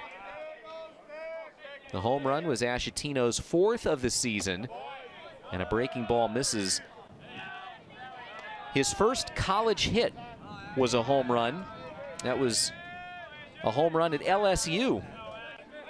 Also hit a double against the Bayou Bengals. Penarello tries that breaking ball again, and it's ball 2. It was a close game. The first one, a loss by Northeastern. That was down at Alex Box Stadium. It was against then number 2 LSU, 3-1 loss. And then Northeastern, they were able to hang on for a 13-10 win the next day. 2 days later, rather. And at the time, nobody would have predicted that LSU would have a subpar season. You know, they are scrapping right now. But certainly a great feather in the cap for Northeastern to go down there and get a win at LSU on a Monday night with more than 10,000 fans in the crowd to start the game. By about the 5th inning, because of how lopsided that game started, the fans departed and didn't get a chance to see LSU make a run and give themselves a chance at the end of that one. Yeah, LSU right now 8 games over 500, but they're 9-15 in the SEC. Here's a ball skied to right. It's carrying well. Dowdy is at the edge of the track, and he'll put it away. A.J. Ashatino had dreams of a 2-home run afternoon, but for now he'll be stuck on one. And again, on a different day, that ball might get all the help it needs. Even on a day where you really aren't getting much help in that direction. Came up about 15 feet short. The Penarellos, I mentioned, one of the captains for this club. And here's a first pitch swing by Muzakia to right center field, and that's handled by Dromboski. So Muzakia set down for the first time. He had singled twice, scored twice, and stolen 3 bases. He didn't have to wait to get that record equalizing steal, which will be the next time he steals one. And Adam, I feel pretty strongly that with 6 games remaining in the regular season plus the CAA tournament, that Carmelo Muzakia is going to find a way to break into the 90s in terms of career steals before this season is over. Maybe the hundreds. You mean the fact that in his last 13 games he has 15 steals? Is that what's telling you that? So he's on pace, if you figure at least 2 games in the CAA tournament, for somewhere around 96 or north of there, if he keeps up that pace. 0-2 on Henry DeGiorgio, who singled and walked today. By the way, LSU at that time, they were number 2 in the country. Their RPI right now is 55, which does put them on the wrong side of things, although they'll get the SEC bump by the committee. Big swing and a miss. Might have been tipped, but held on to by Gell. And Penarello makes it the quietest offensive inning for Northeastern today. Breaking ball subdues DeGiorgio. 5-run Husky lead through 5.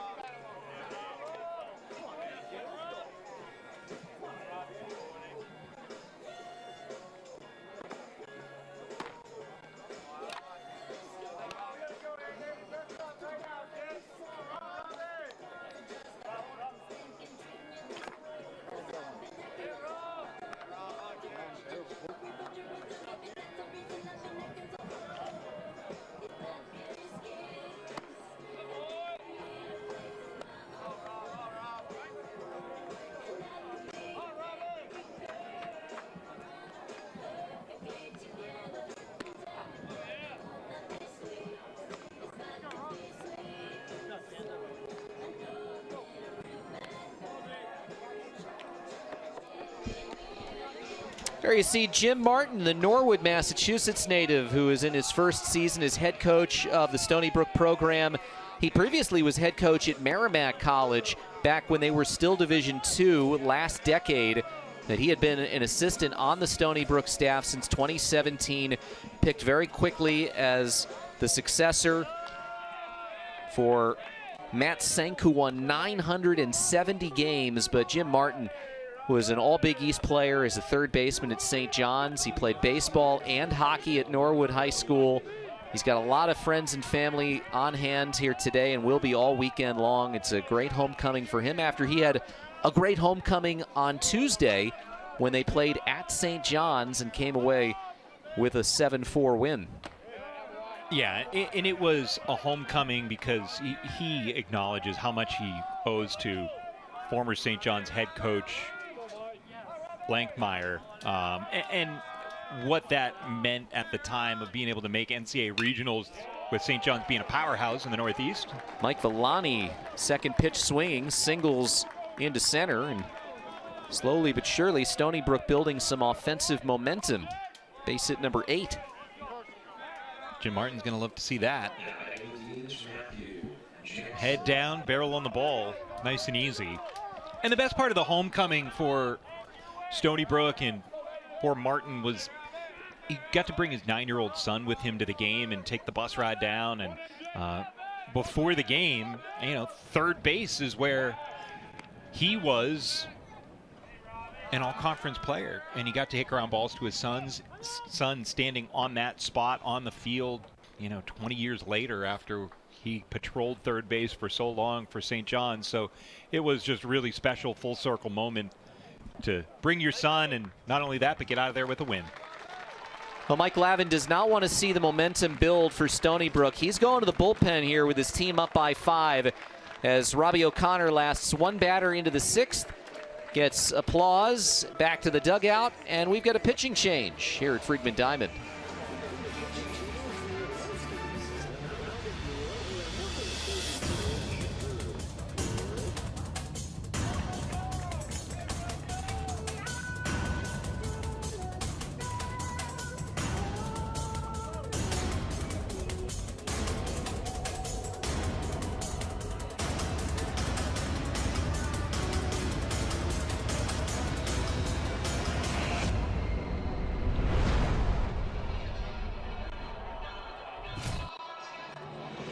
As I've watched Alex, you can tell looking at him that he has that focus, that dedication, that expectation of being a success. I'm always proud to put that jersey on. I'm honestly honored to represent my country. That's our culture, is to have the uncomfortable conversation, be comfortable in the uncomfortable. I think it was the best day of my life. I've never really won anything like that before. I've never thrown my gloves on the ice like that.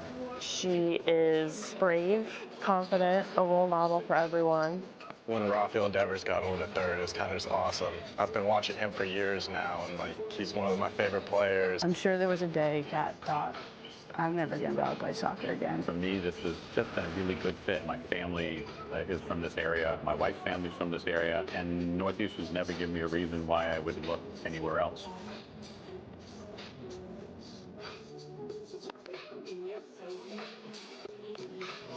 Robbie O'Connor had 8 strikeouts the first time he faced Stony Brook. It was not as big of a strikeout day, but he was effective over his 5+ innings. With scouts in the stands looking for the guy on the other team on the mound, it was O'Connor who was the better pitcher today.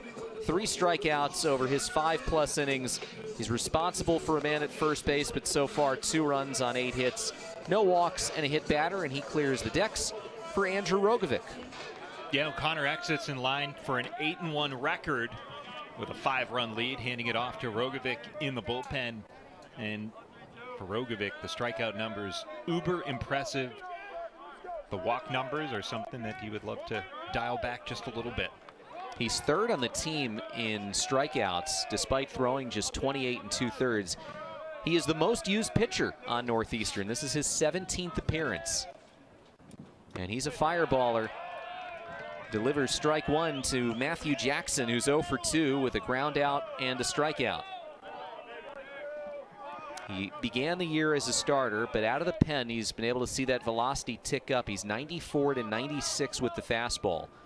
12-6 curveball, and he also throws a cutter, and right now is going to have to remove his armband. Yeah, the pitch comm is not working the way that it needs to. Get a new one from assistant coach Danny Crossan. You just heard Nicholas Mull, the home plate umpire. Can you make sure it works so we don't have the same problem happen after a pitch?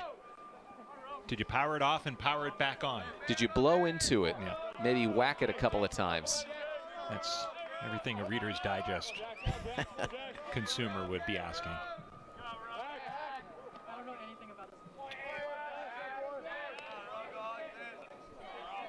So 0-1 the count, although the scoreboard in the stadium reads 1-1. And a runner at first base in Mike Villani, who's 11 of 12 stealing bases this season. That's spiked up there, and that will be a red carpet trip up to second base for Villani on a wild pitch. And again, for Northeastern, it's just self-inflicted that you want to avoid. And so last inning, you forced Stony Brook for 3 singles off of you to produce a couple of runs. Here you get another single by Stony Brook, but a wild pitch has improved the situation. But Rogovic, you mentioned it with the walks, but also the wild pitches. That's his 11th. But you can see the potential he has. He's kind of a wild stallion that they're in the process of taming. He's got great stuff. It's just a matter of repeatability. And boy, that's a close pitch on the 1-2. When you can feature a hammer curve like that after throwing mid-90s, I mean, Jackson doesn't swing at this because he knows he doesn't have a chance on it. He's just hoping it gets called for a ball, and it was. 2-2, Tapper to Muzakia. Gets the runner to third, 2 down. Productive, and obviously running out of time if you're Stony Brook to be trading bases for outs, but at least it is a productive out. You get this runner home from third base with 1 out. You've improved your chances. And so, again, Stony Brook understands its identity and how they're going to be able to get back into a game where you trailed 7-0. And it's important here to get this runner home. Swing and a miss by Mike Cervoni. He's 0 for 2. Had a double on Tuesday and a couple of walks. He had been hitless in his previous 3 games, was 0 for 8. This is one of those players who, similar to Northeastern, as he hits this one on the ground, this should get the run in as Tyler Harmony throws out Cervoni. He had started just 2 games in the first 2 months and now 15 starts since the 12th of April. And he drives in a run to make it 7-3. And that's when you get a runner to second base with nobody out. Sure, you again would love a double, a home run, something, but you get a run home, and now you are much more on the comeback trail here, down by 4. Strike 1 to James Schaefer, who's 1 for 2. So that'll close the book on O'Connor. Gives up 3 runs on 8 hits in 5 innings. And strike 2 to Schaefer. He would much rather be at the prom than be in this 0-2 count against Rogovic. Or Continental Tavern. They have great French fries there in Yardley. And he reaches out and hits this between the shortstop and third baseman. So James Schaefer, 2 strike, 2 out swinging, gets a base hit. Yeah, one of the prettiest, and you know, for your number 9 hitter who comes in with a 7-game on-base streak, just continues to keep things moving. And he's got 2 hits, 2 for 3 today. Just a nice job of finding his way aboard. Importantly, that brings the top of the order up. We'll see if Schaefer has the green light to go. He does take off initially. Pitch is low, throw is not handled at second base. And a stolen base for Schaefer, his 9th.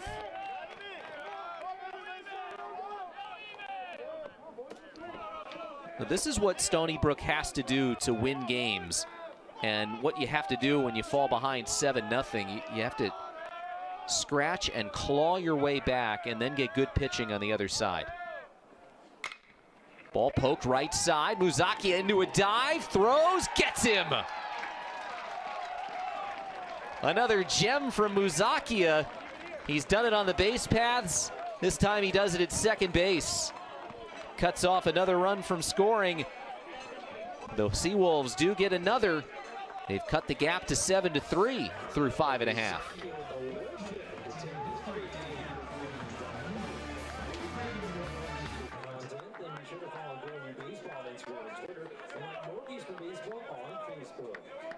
Can't make our next home game? Then Howling Huskies Productions is your source for live streaming, live stats, and archive video of all Northeastern athletic events, and that's the case. So be sure to take advantage of the enhanced mobile features, including live stats, right there on your mobile devices.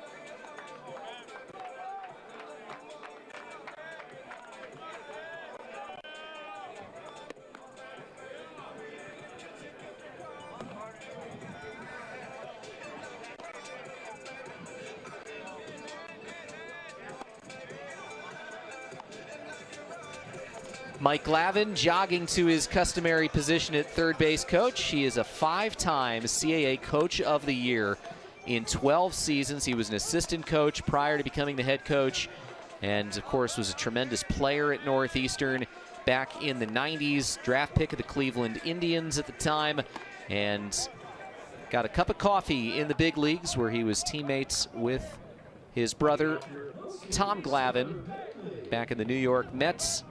Does have a major league hit to his credit, and he has done a wondrous job with his alma mater, and he is threatening another 30-win season. He's 2 wins away from reaching that mark. It would be the 8th time in 12 seasons that he has reached 30 wins. He also has a couple of 40-win seasons, including 49 a year ago. First pitch, fouled away by Carter Bentley. Ty Penarello has quieted the Northeastern bat since coming into the game. He's faced 5 hitters, retired all 5 after Micah Worley was chased in the 4th. Ball and a strike on Bentley. Westboro, Massachusetts native, has walked and bounced out to first.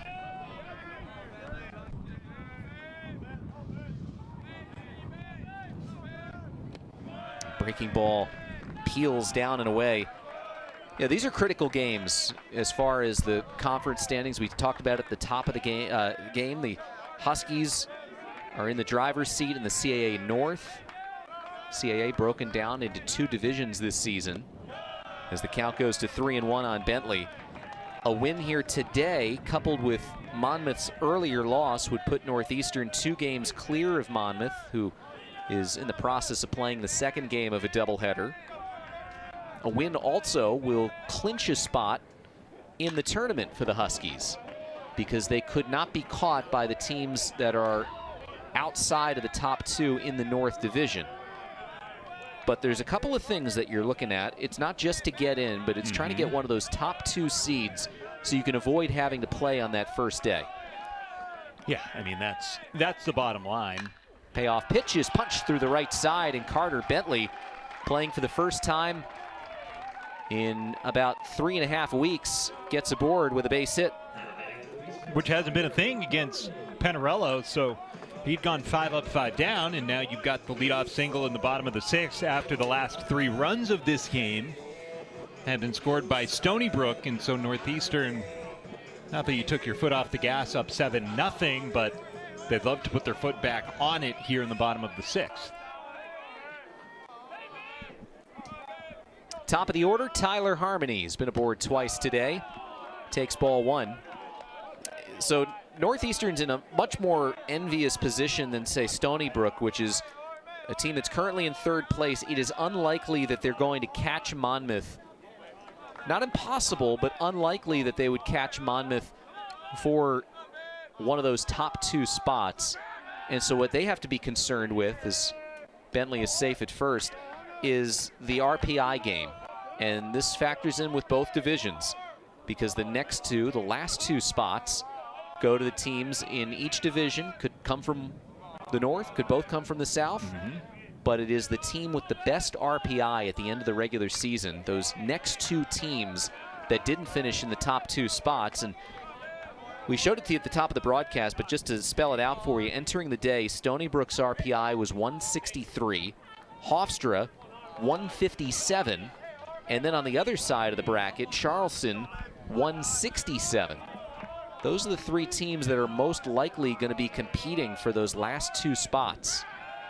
And you know, I really like this. I like the fact that the conference is leaning into RPI. This is a conference that in many years could and should have teams that are in that at-large discussion. Here's a ground ball, could be 2 to second base. Schaefer goes to Villani. The throw to first is wild and bounces off the dugout. And Mike Villani, hands on his hips, is wondering what the heck happened. So the ball out of play. Yeah, it did go in and out of the dugout. So that was the question, whether or not they would send Harmony to second base, and they will. Yeah, it's an 8th throwing error for Villani. And it was a slower developing play. Schaefer feeds Villani, and from there, it's just look out below. Yeah, it's the backhanded shuffle. I don't think he ever had it in his throwing hand cleanly. It looked like he was juggling it. Yeah. And kind of shot put that ball over toward Kevin Cobb in the dugout. Now they're going to intentionally walk Harrison Feinberg, so he will not see a pitch. Feinberg 2 hits today, including a home run. And you intentionally walk Feinberg, bring up a guy who hit a home run his last time up in Ryan Garrity. 1 for 3 today. First chance for him against a non-left-hander. And he might not get a chance here against Penarello. And just finishing the thought, when you've got Campbell and Charleston and UNCW and Northeastern, you're rewarding teams for putting the conference in a better position by going out in non-conference play and trying to play the likes of LSU and get some critical wins on the road. So I don't mind the fact that you're saying, hey, RPI is something that the committee uses when picking the field of 64, and so we want to reward you for that. We'll pick up more on that on the other side of the timeout. Pitching change, Huskies threatening here in the 6th.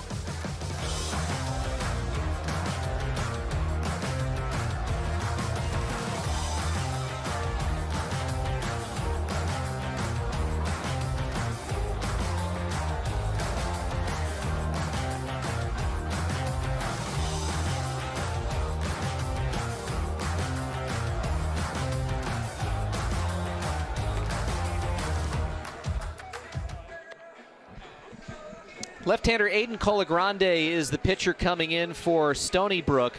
Colagrande, whose brother Hunter is on the team, he is the most used pitcher for the Seawolves. This is his 20th appearance of the season. He has the second best ERA on the staff at .338. He is 2 outs shy of throwing 30 innings on the season, a couple of saves, 29 strikeouts, 16 walks. Batters hitting .270 against Colagrande, who is a senior from Kings Park, New York, 6'3", 210 pounds. And, you know, for Colagrande coming in and trying to face a left-hander in Ryan Garrity here, and just see if you can't get yourself off on the right foot. But as mentioned, Garrity, his home run last time up, it came off of a hard-throwing left-hander in Michael Worley. So interesting that they would go with one of their better relievers here, trailing by 4 with 2 aboard. Tyler Harmony's at second. Harrison Feinberg was just intentionally walked. He's over at first. The former Fairfield Stag, and now in his second season with the program. Colagrande working to the lefty hitting Garrity. And he fires home a strike. Colagrande, fastball, splitter, slider. Not a hard thrower, so very different lefty than what Garrity saw his last time. Worley in the mid-90s, Colagrande mid-80s. And here's a ground ball to the second baseman. Let's see if they turn it to this time. They do not. Garrity beats out the throw to first. The throw much better from Mike Villani, and that advances Harmony down to third with 2 down. In real time, I don't know if he had beaten this. Yeah. The first baseman, Carson, surely if we had replay would have tapped the ears and said, hey, go take a look at that one. I think you're absolutely right. Runners at the corners. Matt Brinker is the batter.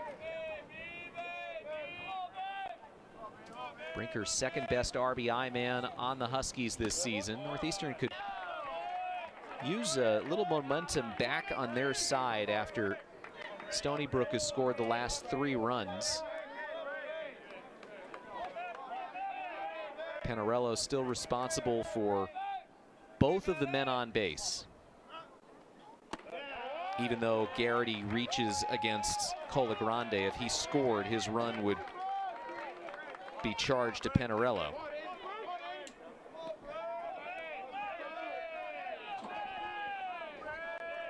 1-1 to Brinker. Runner from first goes. Garrity on his horse. No throw down to second base. 17th steal in 21 tries for Garrity. And that'll take the force out at second base off the table. 5th steal of the day for Northeastern. Now a base hit here could reignite some cushion for Northeastern. Brinker 1 for 3. Takes up and away. You know, just to touch on what we were talking about, the RPI numbers being introduced, the counter to what you were saying is that those teams in the South Division have a much easier access to high RPI teams to play out of conference in midweek games at any point in the season than teams out of the North. So a lot of the North Division teams are not huge fans, but you understand if you're going to play such an unbalanced schedule in terms of who plays who, you can't just do it straight conference record because that becomes really unfair. If a Campbell team so far this season is 23-4 in conference play, they're beating up on those Southern teams quite a bit. Here's a ground ball through the left side, base hit. In from third base scores Harmony. Here comes Garrity behind him. And the Norfolk, Massachusetts native drives in 2 to put the Huskies up by 6. And that's where Garrity beating out a fielder's choice by an eyelash changes everything. The inning is not over, and it leads to 2 runs here for Northeastern. Brinker does just enough. He's up to 48 RBIs on the season. A 2-hit day. And the Huskies get a little bit of that momentum back. And now Brinker takes off. The throw to first is up the right field line. And Brinker is going to get to third. He's going to get home. Here comes the throw, and Brinker is safe. Matt Brinker scores from first on a stolen base, and then a pickoff gone way high. And he goes on the first move. They've got him dead to rights. And it's a big break for Northeastern that Brinker heard something to not slide into second, because if he goes into second, he probably gets to third, but that's it. Instead, he's able to go 270 feet. Ground ball by Tarantino to short, and that will end the inning, but a brutal coda for Stony Brook at the end here. Northeastern gets 3 runs back, including Brinker doing it all this frame. 10-3 Huskies.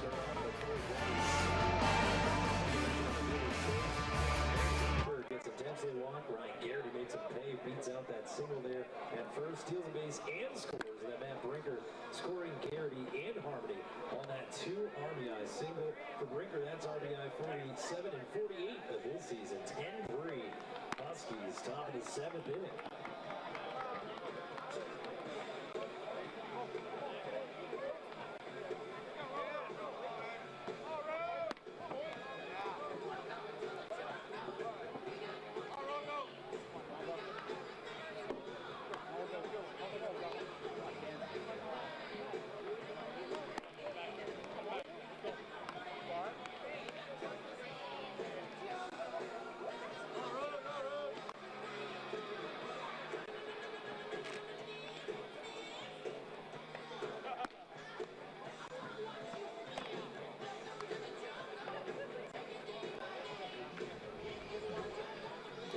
A 7-0 lead.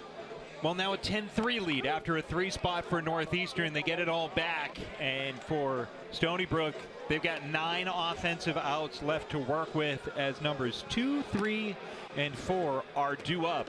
And a nice bit of cushion once again provided for Andrew Rogovic.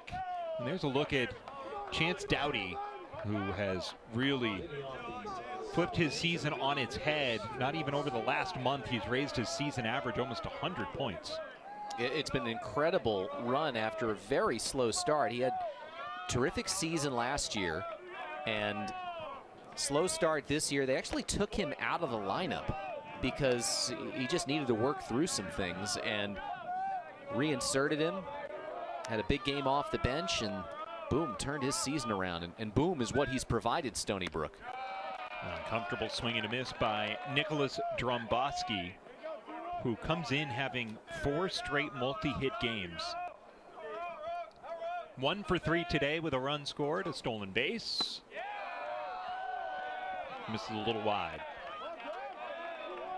Those runs that Northeastern scored in the last of the 6th, just backbreakers for Stony Brook. They felt like they had a chance. Here's a ball that's fair, tucked behind the first base bag, and a lot of real estate. Dromboski to second, gets the stop sign there. Equipment discarding everywhere on the base paths as he motors into second. And that's 5 consecutive multi-hit games for Dromboski. This is, talk about threading it exactly where you'd want it, between the dive of Ashatino and down that line. Umpire saw it correctly, fair all the way, and this is the situation that Northeastern took advantage of in the previous half inning. So much space down that right field line for the ball to roll, and fortunately for Northeastern, that ball rolled a bit quicker to the fielder than the pickoff throw did in the previous half inning. And I think being down 7 runs with nobody out, Dromboski, maybe you chance it in a different situation. And now you chance it with Doughty in the batter's box. 2-0. And obviously, game is still live, and 7 runs. Crazier things have happened. A team coming back from this amount down late and starting to swing the bats better. But for Rogovic, it's an interesting spot to be in, because some pitchers thrive when the game is tighter and there's so much riding on every pitch. You take some of that focus away, and maybe you see a little bit of what we've seen these last few pitches from Rogovic. 3 balls, no strikes.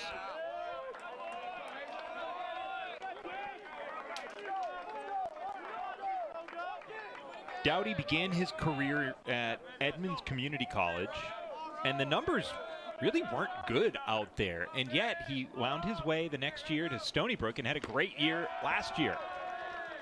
It's 3-2. Hit almost 300 a year ago. On base percentage was over 400. And over the last month, his numbers have been even better than that. The 3-2 pitch just kept alive, and a foul ball gets a piece of Nicholas Mull, the home plate umpire.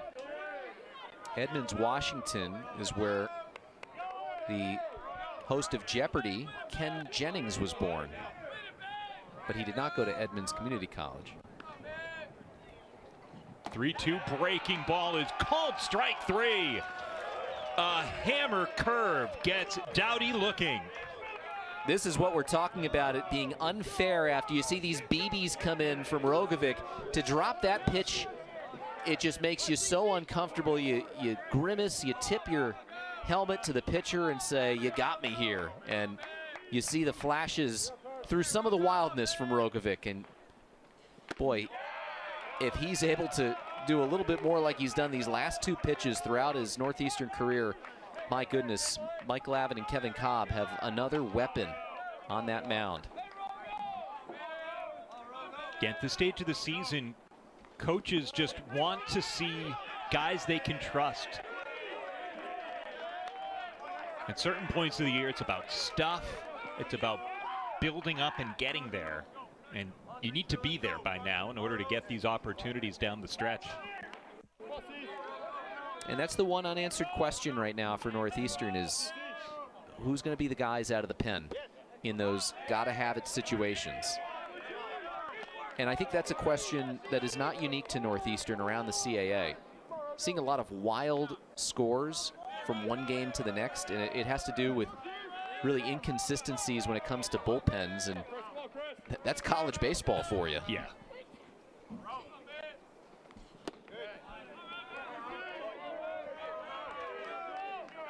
And you and I have seen enough baseball to know that a great or shaky bullpen can make a team look amazing or terrible regardless of how good the other pieces are. 5-pitch walk. And so after a masterful retirement of Dowdy, Carson is aboard. Runners are at first and second here with one away for Scott Gell. Well, so far the first mission that Mike Lavin wanted to see his team have as Kevin Cobb will come out for a powwow on the mound. He wanted to make sure that his team didn't beat himself on the mound by giving away too many free bases. That's the first walk allowed by Northeastern today. They have hit one batter, so all the other base runners have been earned by Stony Brook.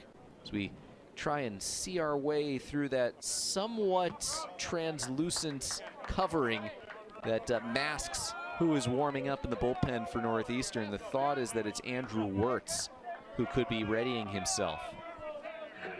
He of the Irish step dance jig on the A.J. Ashatino home run as the ball went past him into the bullpen. So he was loosening up early in this one. Yeah, Alex. It's a unique way to get yourself ready. That was back in the third inning. Northeastern with runs in each of their first 4 trips to the plate. It was 7-0 heading into the 5th inning.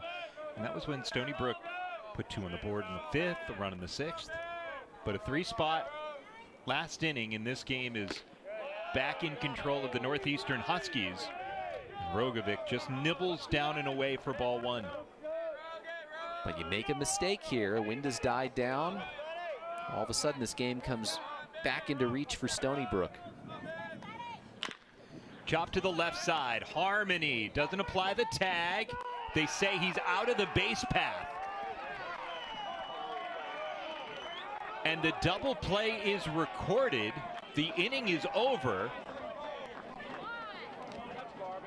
Jim Martin not happy about it. No.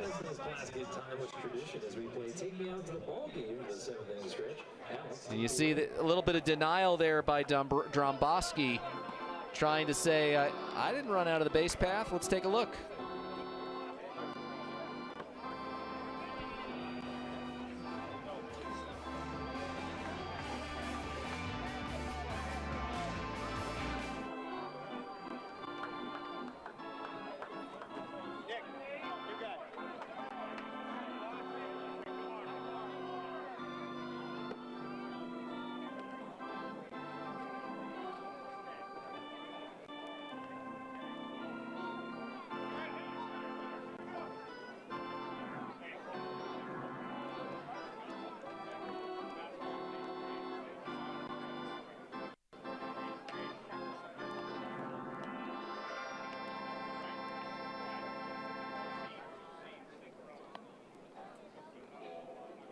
Pitching change for Stony Brook on the mound is right-hander number 27, Evan Kay.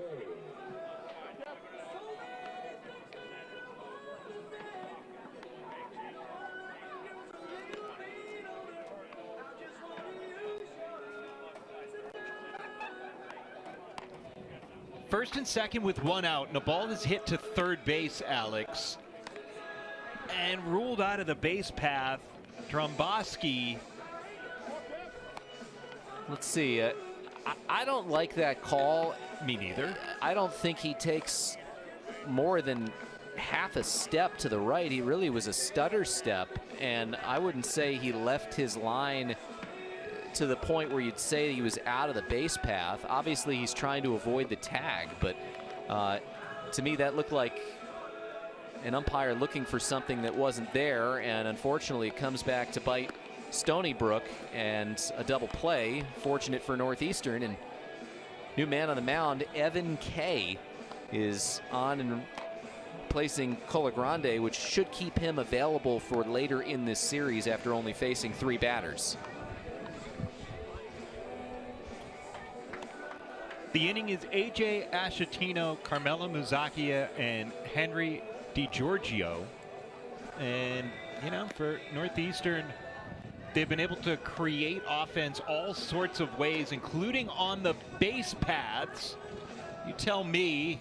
Was he out of the base path there when he lunged to his left before that jump? Regardless, maybe the coolest play you'll see all season long. Coming home on the wild pitch. What a day. Muzacchia had a web gem diving to his left, fielding a ground ball earlier. And 3 steals. Electric day for Muzacchia.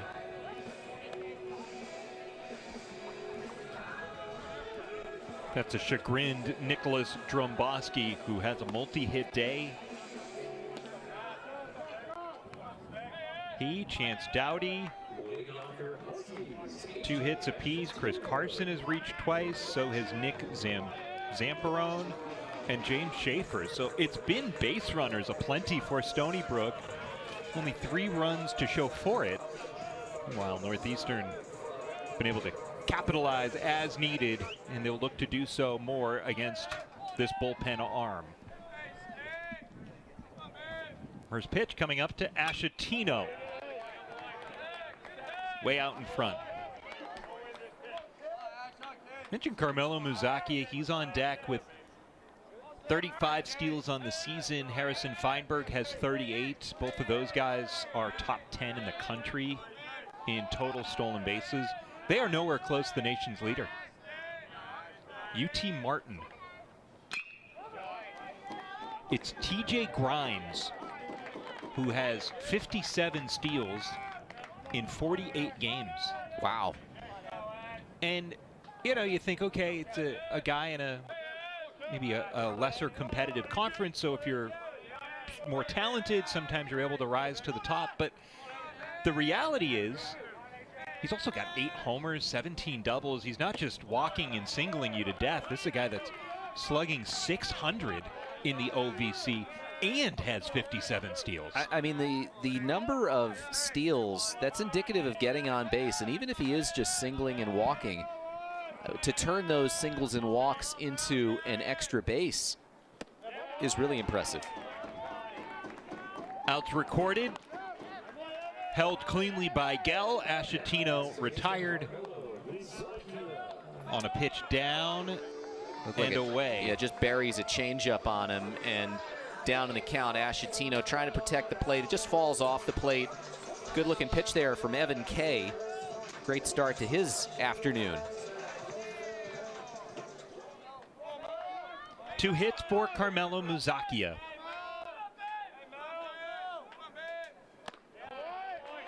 Hits the black for a strike. Kay has been good over his last 3 outings. He hasn't given up a run in any of them, totaling 3 1/3 innings. After he had a rough spell in the middle of the season, really in the month of March. A couple of tough outings against Siena and Georgia Tech. Look out on the right side as that one's flashed towards his own dugout. Yeah, and it's interesting because especially at the college level, when you see relief pitchers that run into trouble in some of those big outings like you talk about, a lot of times it is self-inflicted. It's a lot of free passes, but walks really aren't the issue for Kay when he gets into trouble. The issue is that he's allowed coming in 24 hits over 12 innings out of the bullpen. Yeah, the being hittable is the other part of the equation, and it goes back to his first season a year ago. Between last year and this year, batters have hit .459 against him over 16+ innings. Down and away with a breaking ball and a check swing. No swing there from Muzacchia.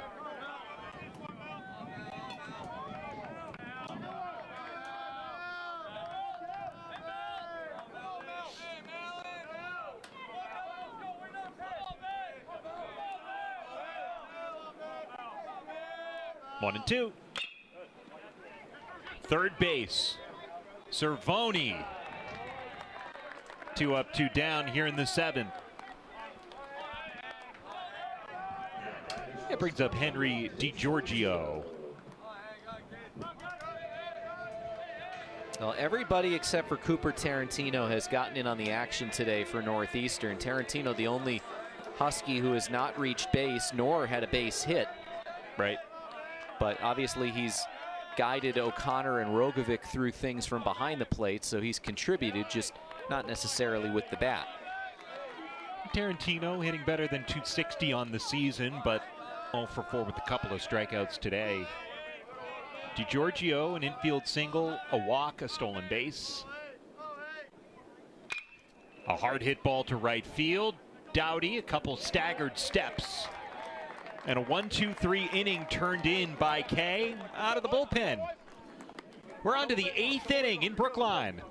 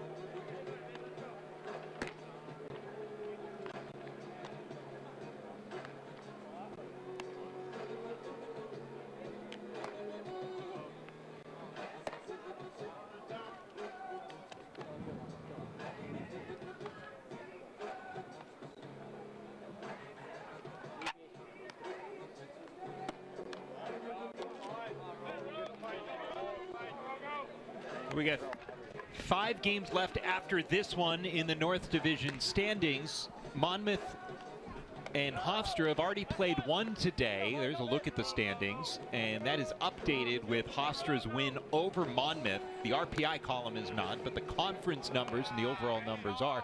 And so it's a 1.5 game lead right now for Northeastern for first place over Monmouth, as Monmouth and Hofstra are into game 2 of their doubleheader here today.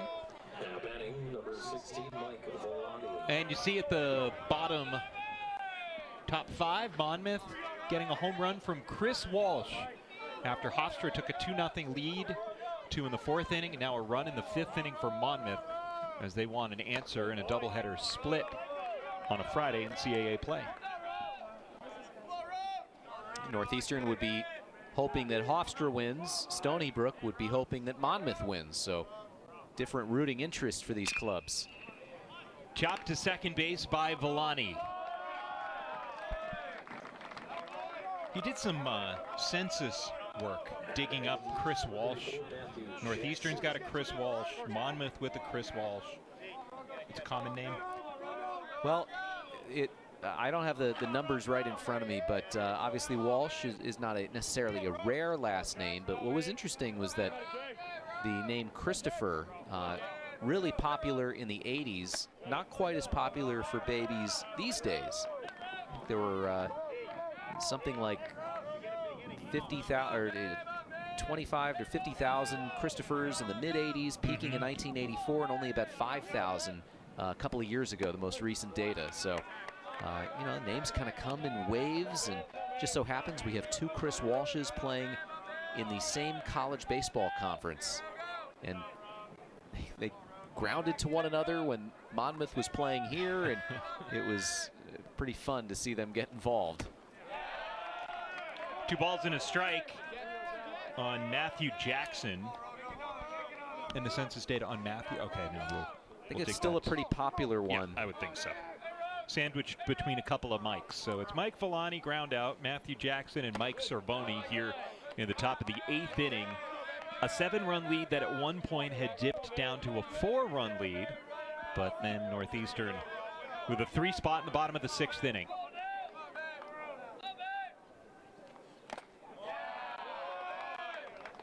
Matthew Jackson out of St. Peter's Boys High School is the alma mater of Red Sox pitching coach Andrew Bailey. former Oakland Athletic great. 2009 AL Rookie of the Year. Who played for the Trenton Thunder. Again, as we continue to full circle this thing. 3-2, back off of Rogovic, the backside of his right leg. He ambles around. It's a single for Jackson, and now the concern is for Rogovic, who never went down. Yeah, got a healthy bit of leg. You could hear it from our vantage point. Looks like he's trying to walk it off, but obviously you see the grimace on his face, and that came back at a pretty healthy velocity, you'd have to think. And you just hope that it didn't get bone. Let's take a look. Kind of the back of the knee, maybe just below it, I think, from what I saw. Yeah, I think that's the optimistic view, is that it caught a bunch of calf rather than a shin, the knee. We'll see how he feels. There is somebody warming up in the bullpen. There has been. Andrew Wirtz was warming up. And one pitch, that's all that Mike Glavine needs to see. And athletic trader Kate Shimoda. Yeah, I think for us in the climate-controlled booth, we're able to say, you know, it's better that it hit what is going to be his driving leg, at least for now. Obviously, the next 24 hours, there'll be ice, and once you come out of the game, you'll start to tend to it. But I think for right now, you'd rather that not be your landing foot, your landing calf.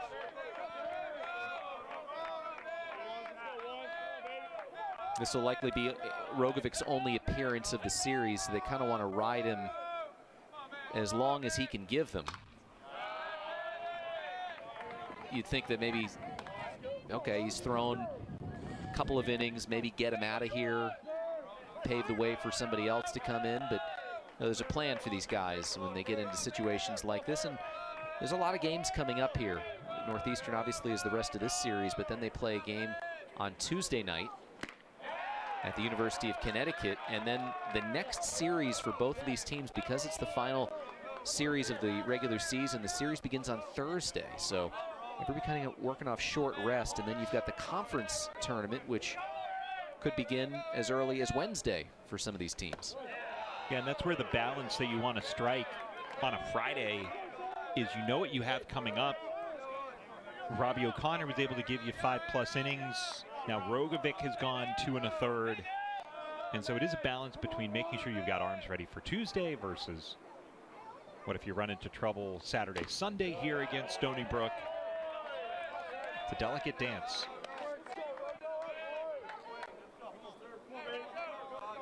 And there is no starter that's been officially named for Sunday yet. Ryan Griffin had been the Sunday starter, but right now it's listed as TBD for Northeastern. Breaking ball, caught, throw to first, double play. Rogovic fields his position. I guess the calf was not much of an issue.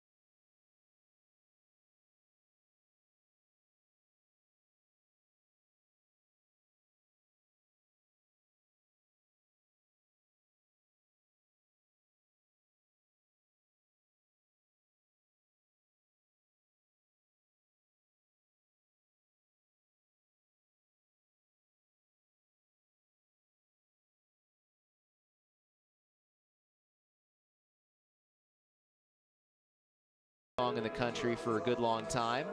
And then to really date it, Eli Manning drafted first overall by the San Diego Chargers that weekend. And then if you are a baseball fan, which I'd imagine you're watching NESN, you're watching baseball, maybe you remember Pedro Martinez going 7 scoreless at Yankee Stadium, and Manny Ramirez supporting him with a 2-run home run in what was a precursor to what would happen perhaps later in 2004. That was the Sunday sweep, that 2-0 victory. It capped off a 16-4 weekend sweep overall by the Red Sox over the Evil Empire. NESN's own Lenny DiNardo closed out one of those 3 games with the scoreless 9th inning. That was the 11-2 game that the Red Sox took from the New York Yankees. That was my first experience. This is all coming back to me, and I had seen, we had talked about that weekend, and it just clicked now that I was in California that weekend with my family, and that was the first time I ever experienced something sports related that was on at noon Eastern, but 9 a.m. That NFL draft, I was eating cereal while watching picks come in at 9 a.m. Now, what I don't know is that Red Sox-Yankees game, was that a Sunday night baseball experience? Because, it kind of becomes a Sunday afternoon baseball game if you were out there watching on the West Coast. I remember the draft. I don't remember watching baseball. Of course, back then, Sunday was day 2 of the draft. Day 1 was a Saturday affair. That changed a few years after that. Of course, that draft, Eli Manning grimacing with the Chargers jersey, didn't last long before he was shipped to New York and had middling success with the G-men. Yeah, 2 Super Bowls could have belonged to the Chargers.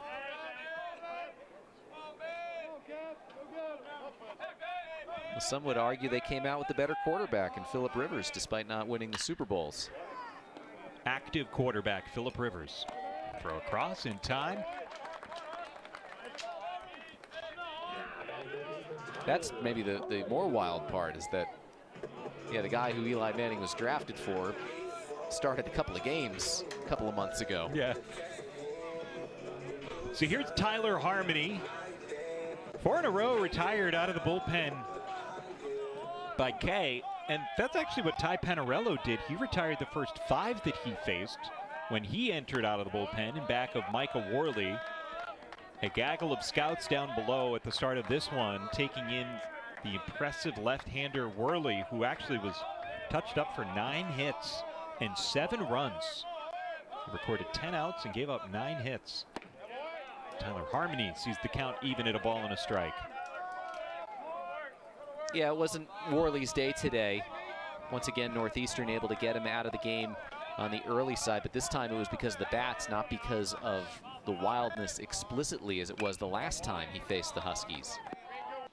But with where Stony Brook is in the standings and with the RPI, Worley could have another crack at Northeastern at some point. Again, CAA projecting to be a 1-bid league. Should something crazy not happen with Campbell making a run. 2 balls and 2 strikes. Yeah, and every year's different, obviously. Some years the league has had half a dozen teams with top 100 RPIs. Only one team this year, Campbell, UNCW, just outside the top 100. Inside out, jammed out to left field.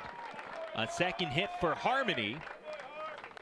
And a guy who enters hitting over 400 is 2 for 4 with a walk. And his 10th multi-hit game during this 13-game hitting streak. This is a guy who hardly saw the field over the first couple of months, but Northeastern had to do some rejiggering of its infield. Harmony started at third base. He really took off during that non-conference weekend that Northeastern played Merrimack and Maine. And he has made himself a guy you put into the lineup in pen at the top of the lineup every day.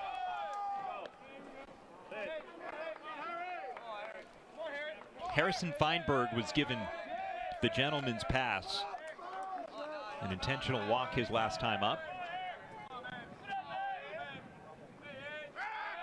A check on Harmony. He's a little hesitant getting back to the bag. Harrison Feinberg today has raised his OPS by 22 points by virtue of a single, a home run, and an intentional walk.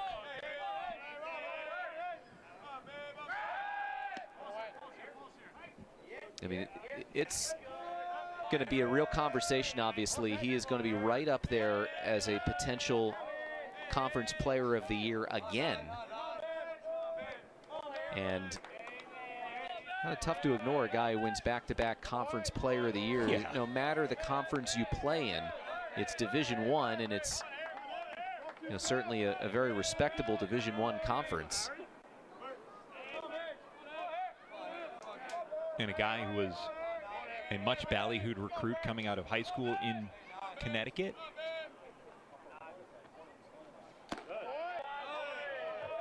I'm sure he's looking at his old stomping grounds and impressed at the season that Southern California is having. They seem nearly locked in for what would be a hosting opportunity. Here's the pitch. It's a breaking ball down and away, and a called strike. USC is number 9 in the RPI.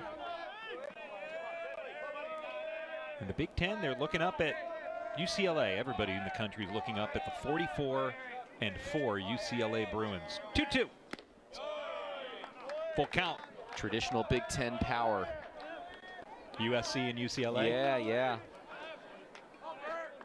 Well, for Feinberg, today's game important for him because he had been red hot to start April, but he cooled off a bit the last couple of weekends, and as he fouls off this 3-2 with the runner off, I think that he finds himself getting hot again at the right time, and he's only going to do his team a bunch of favors and himself as well, because sometimes when guys have the type of career that he's had and then they come alive during the biggest games, gets you noticed. Harmony was off on the previous pitch. He's not off on this one. Feinberg spoils it back.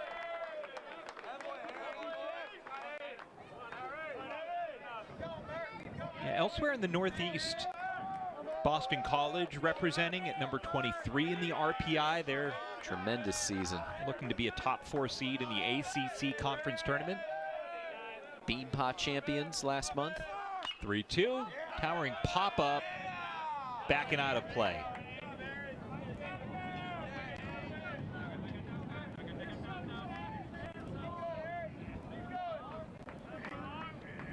And wouldn't you believe it that on the college baseball bubble, in terms of cold weather teams, Miami of Ohio is right on the bubble, just as they were for men's basketball.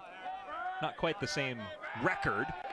They're certainly not undefeated at this stage of the season. Red Hawks. I'd like to know what Bruce Pearl thinks about their chances of getting into the NCAA baseball tournament. Yeah. I'll tell you, it's worse than Auburn, who seems to be locked in for a hosting spot as well. Auburn's number 4 in the RPI. What a battle here between Evan Kay and Harrison Feinberg. This is about to go to a 9th pitch. And poor Tyler Harmony, he's the one wearing it most of all. He keeps taking off on all these payoff pitches.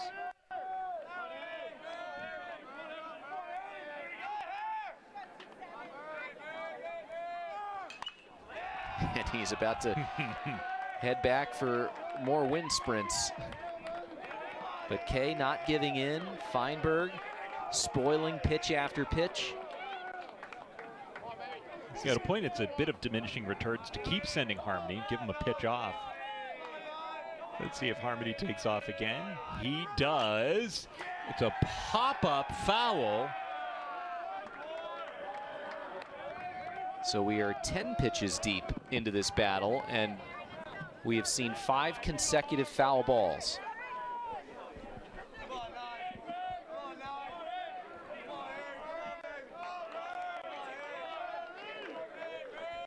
Three-two. Harmony goes again.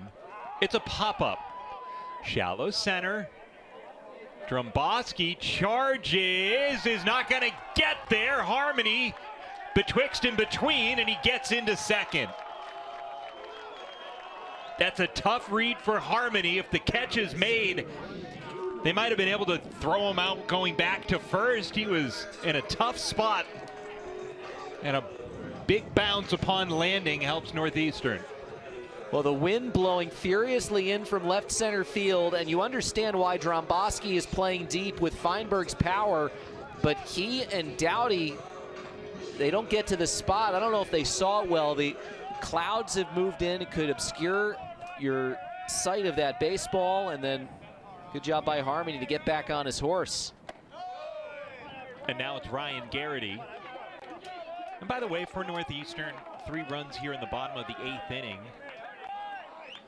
would position them for the run rule.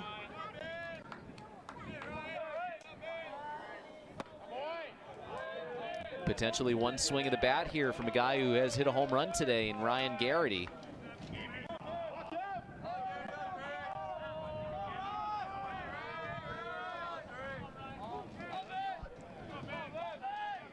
A ball, a strike.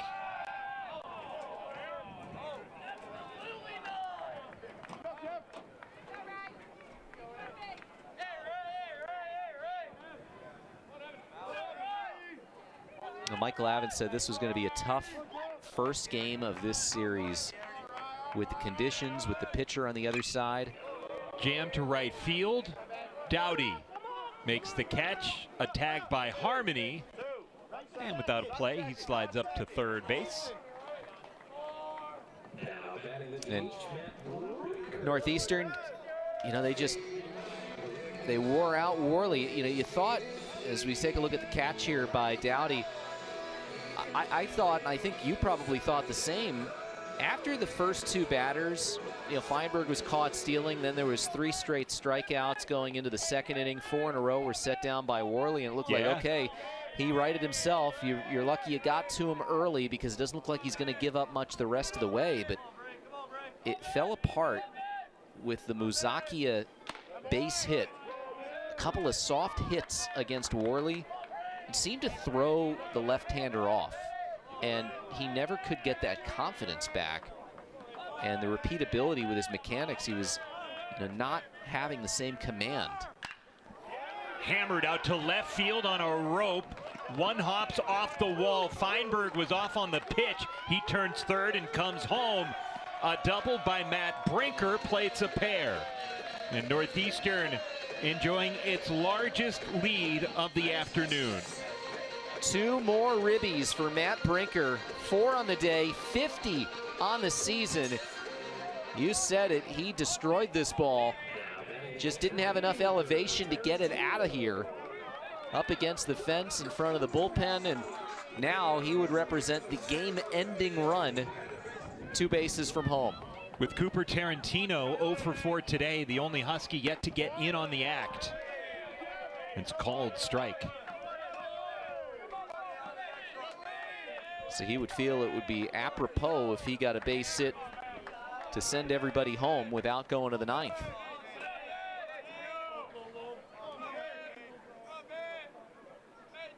K to the plate. Big old swing by Tarantino on an elevated fastball.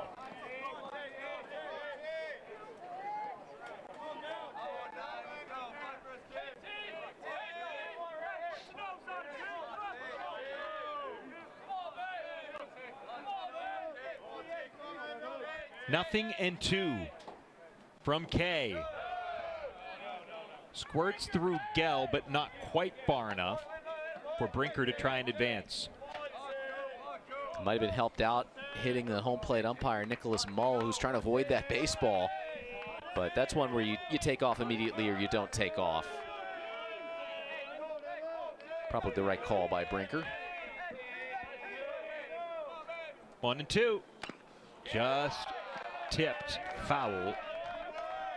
And if you're Tarantino, you say, hey, let me keep the bat in my hands. Let me get a chance to get out of here with a hit to my name.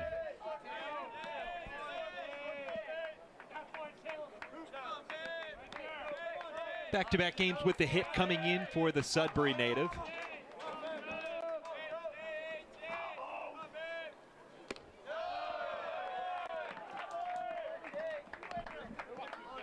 Tomorrow it's a 10:30 a.m. first pitch. And we'll have it for you bright and early. You're not a coffee guy, right? Or Tea. are you? Tea. That's your morning pick-me-up. 2-2. Smothered. Beautifully done by Gell, preventing an advance from Brinker. Yeah, Gell's had about as good a season as a catcher, both offensively and defensively, as you're going to find in the league this year. It's been competitive as far as throwing out base runners, 27% on the season, and that's a really great stab. Breaking ball. Nice take by Tarantino. An opportunity to swing the bat and bring home Brinker instead.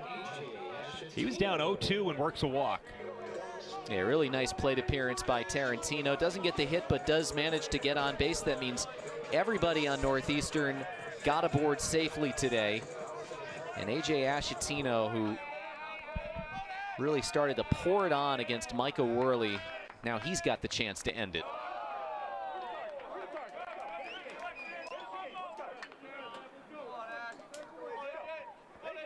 And like you mentioned, very similar to Ty Penarello. Good start here for Evan Kay to his outing, but a little bit shaky here as we get toward the end of it. A ball, no strikes. 6 straight out of the zone from Kay. And you just wonder how much that battle with Feinberg took out of him from a physical and a mental perspective. Just pitch after pitch. And then you induced soft contact, and it didn't result in an out. 2-0. Hard ground ball, snagged by Cervoni. The throw across in time. We go to the 9th inning. Northeastern up 9, looking to close it out.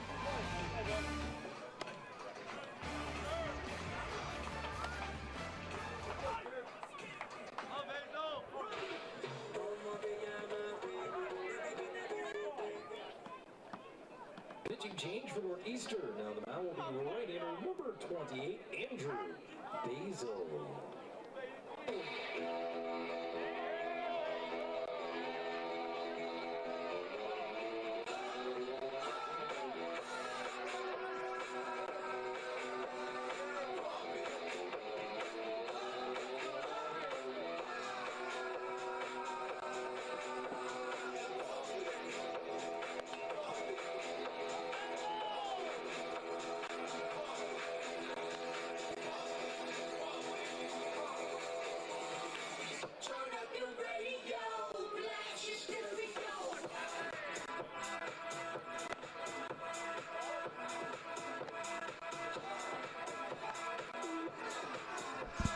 Well, this is it, the regular season for Northeastern. The remaining games tomorrow, 10:30. Note start time changing from 1 p.m. to 10:30 because of inclement weather expected later in the day, and then they'll play on Mother's Day at 1 o'clock. On the road the rest of the season at UConn. They'll then bus from UConn to Towson and finish out the regular season against the Towson Tigers. And for the Stony Brook Seawolves, they've got big games after this one as well. They don't play a midweek game, but they will play against Hofstra, and that is the series that could determine who makes it into the CAA tournament. Those two teams are fighting for 2 of the 3 spots. Yeah, you pick up the series win, you're in good position. If you pick up the sweep, you're just about assured, but still plenty of work left to do this weekend. And for Northeastern, it's Andrew Basil, who, with an ERA under 5 and 26 innings on the season, has been one of the more relied upon arms. A well-built sophomore out of Mineola, New York. 6'2", 210, and he's hoping to rebound from bad outing against Hofstra a couple of weeks ago.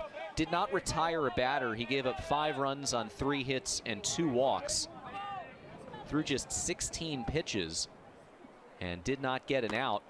And he will work to James Schaefer, who's got a 2-hit day Strike one from Basil. So this is a rebound outing after Basil had an ERA of just over 3 prior to that last outing. So he had been a pretty reliable relief pitcher for Mike Lavin. And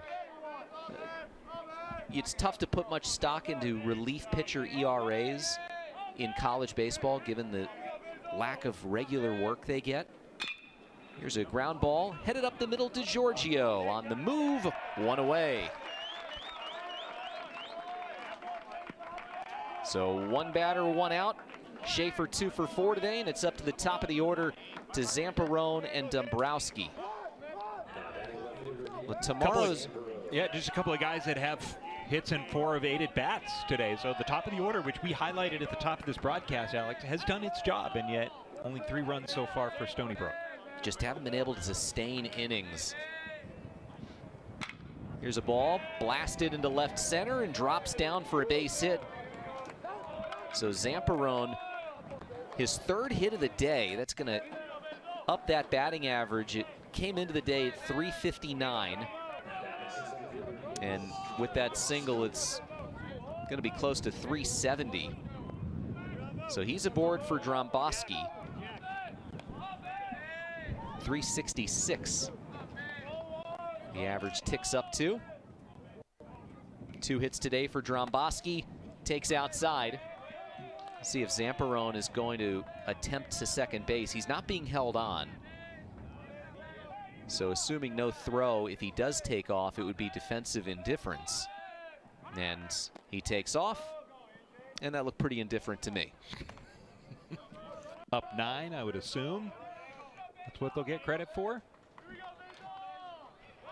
2-0 count.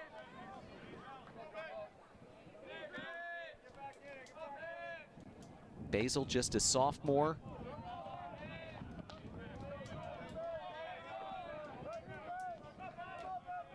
Falling behind here, 3 balls, no strikes. It should be a good pitching matchup tomorrow. John Rizzo will get the start for Stony Brook as a strike finds the bottom of the zone. He's been used mostly as the closer this season after he was a starting pitcher a year ago. This will be his 2nd start of the year. The first was pretty incredible. It came on the back end of a doubleheader against Monmouth. He closed out the first game of the doubleheader as Dombrowski takes ball 4, so he pitched on both ends of a doubleheader, finishing game 1 and starting game 2. A unique way. It's a little bit like, you know, the old days where a guy would close out both ends of a doubleheader, but you don't often see the bookending on the interior like that. Yeah, you know, and there is logic to it, especially if it's a 30-minute turnaround where you can just kind of equate it to, yeah, I threw the first inning and then my offense was up for 30 minutes and then I got to pitch again. You know, you see you don't want a pitcher to get warm and then really cool down. Jack Sherry is going to pinch hit for Chance Dowdy right here. Sherry, a redshirt sophomore from Peru, the city in Illinois, not the country. That would be Peru. Peru, excuse me. And he goes up there swinging, 0-2 with 1 out and 2 aboard. Sherry is batting 183. He's got 60 at-bats. 1 extra base hit, it's a double, and 10 RBIs. 1-2, it's over the outside corner, strike 3. Basil subdues Sherry on 3 pitches. Beautifully done. Sherry not able to pull the trigger here. And the Peruvian goes down on 3 pitches. So Stony Brook down to its final out. I see what you did there. Chris Carson takes downstairs. Carson today has singled on the infield, walked, and flied out to center twice. Northeastern looking for another Friday win behind Robbie O'Connor, as that is in the dirt and gets away and will advance both men.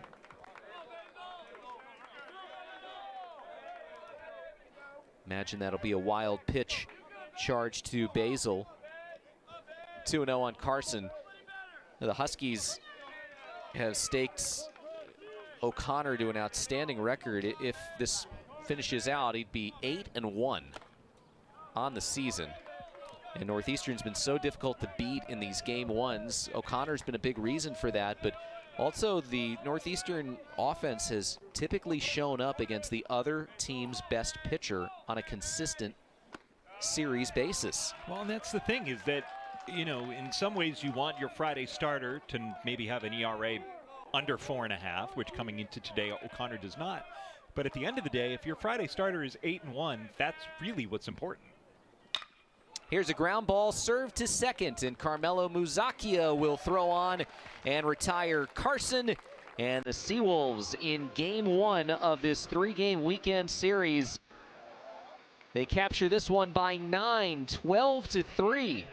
Huskies, they turned on Micah Worley, the frontrunner for CAA Pitcher of the Year, and they made him look like anything but today as they got to him for 7 runs in 3 1/3 innings.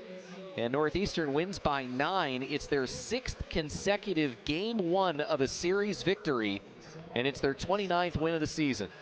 Yeah, and so ticket punched into the CAA tournament for Northeastern. Job accomplished there. That's one check box that you can put behind you with some goals still to accomplish, and that's something that head coach Mike Lavin talked about in the pregame interview that we all heard, was that they know what's in front of them, and the way you accomplish your goals is by taking it one day at a time. And sometimes that's coach speak, and sometimes that's just the fact of things. And Northeastern saw a rally by Stony Brook and then scored the final 5 runs of this game to make it not particularly close. So Northeastern with 12 runs on 14 hits, no errors. The Huskies left 6. Stony Brook 3 runs on 12 hits, 2 errors. And the Seawolves left 10. The winning pitcher was Robbie O'Connor. He improves to 8-1 on the season. Michael Worley took the loss to fall to 6-4 with the win. Northeastern now 29-18, 18-7 in the CAA, and they will be playing in the CAA tournament. Stony Brook drops to 20-26. 12-13 in the conference, and just their 5th loss in the last 16 games they played. Home runs hit by A.J. Ashatino, Ryan Garrity, and Harrison Feinberg as the Huskies win this one in 2 hours and 58 minutes. For our entire NESN crew and my broadcast partner Adam Giardino, this is Alex Vespoli saying so long from Friedman Diamond. Final score, Northeastern 12, Stony Brook 3. You've been watching CAA Baseball on NESN.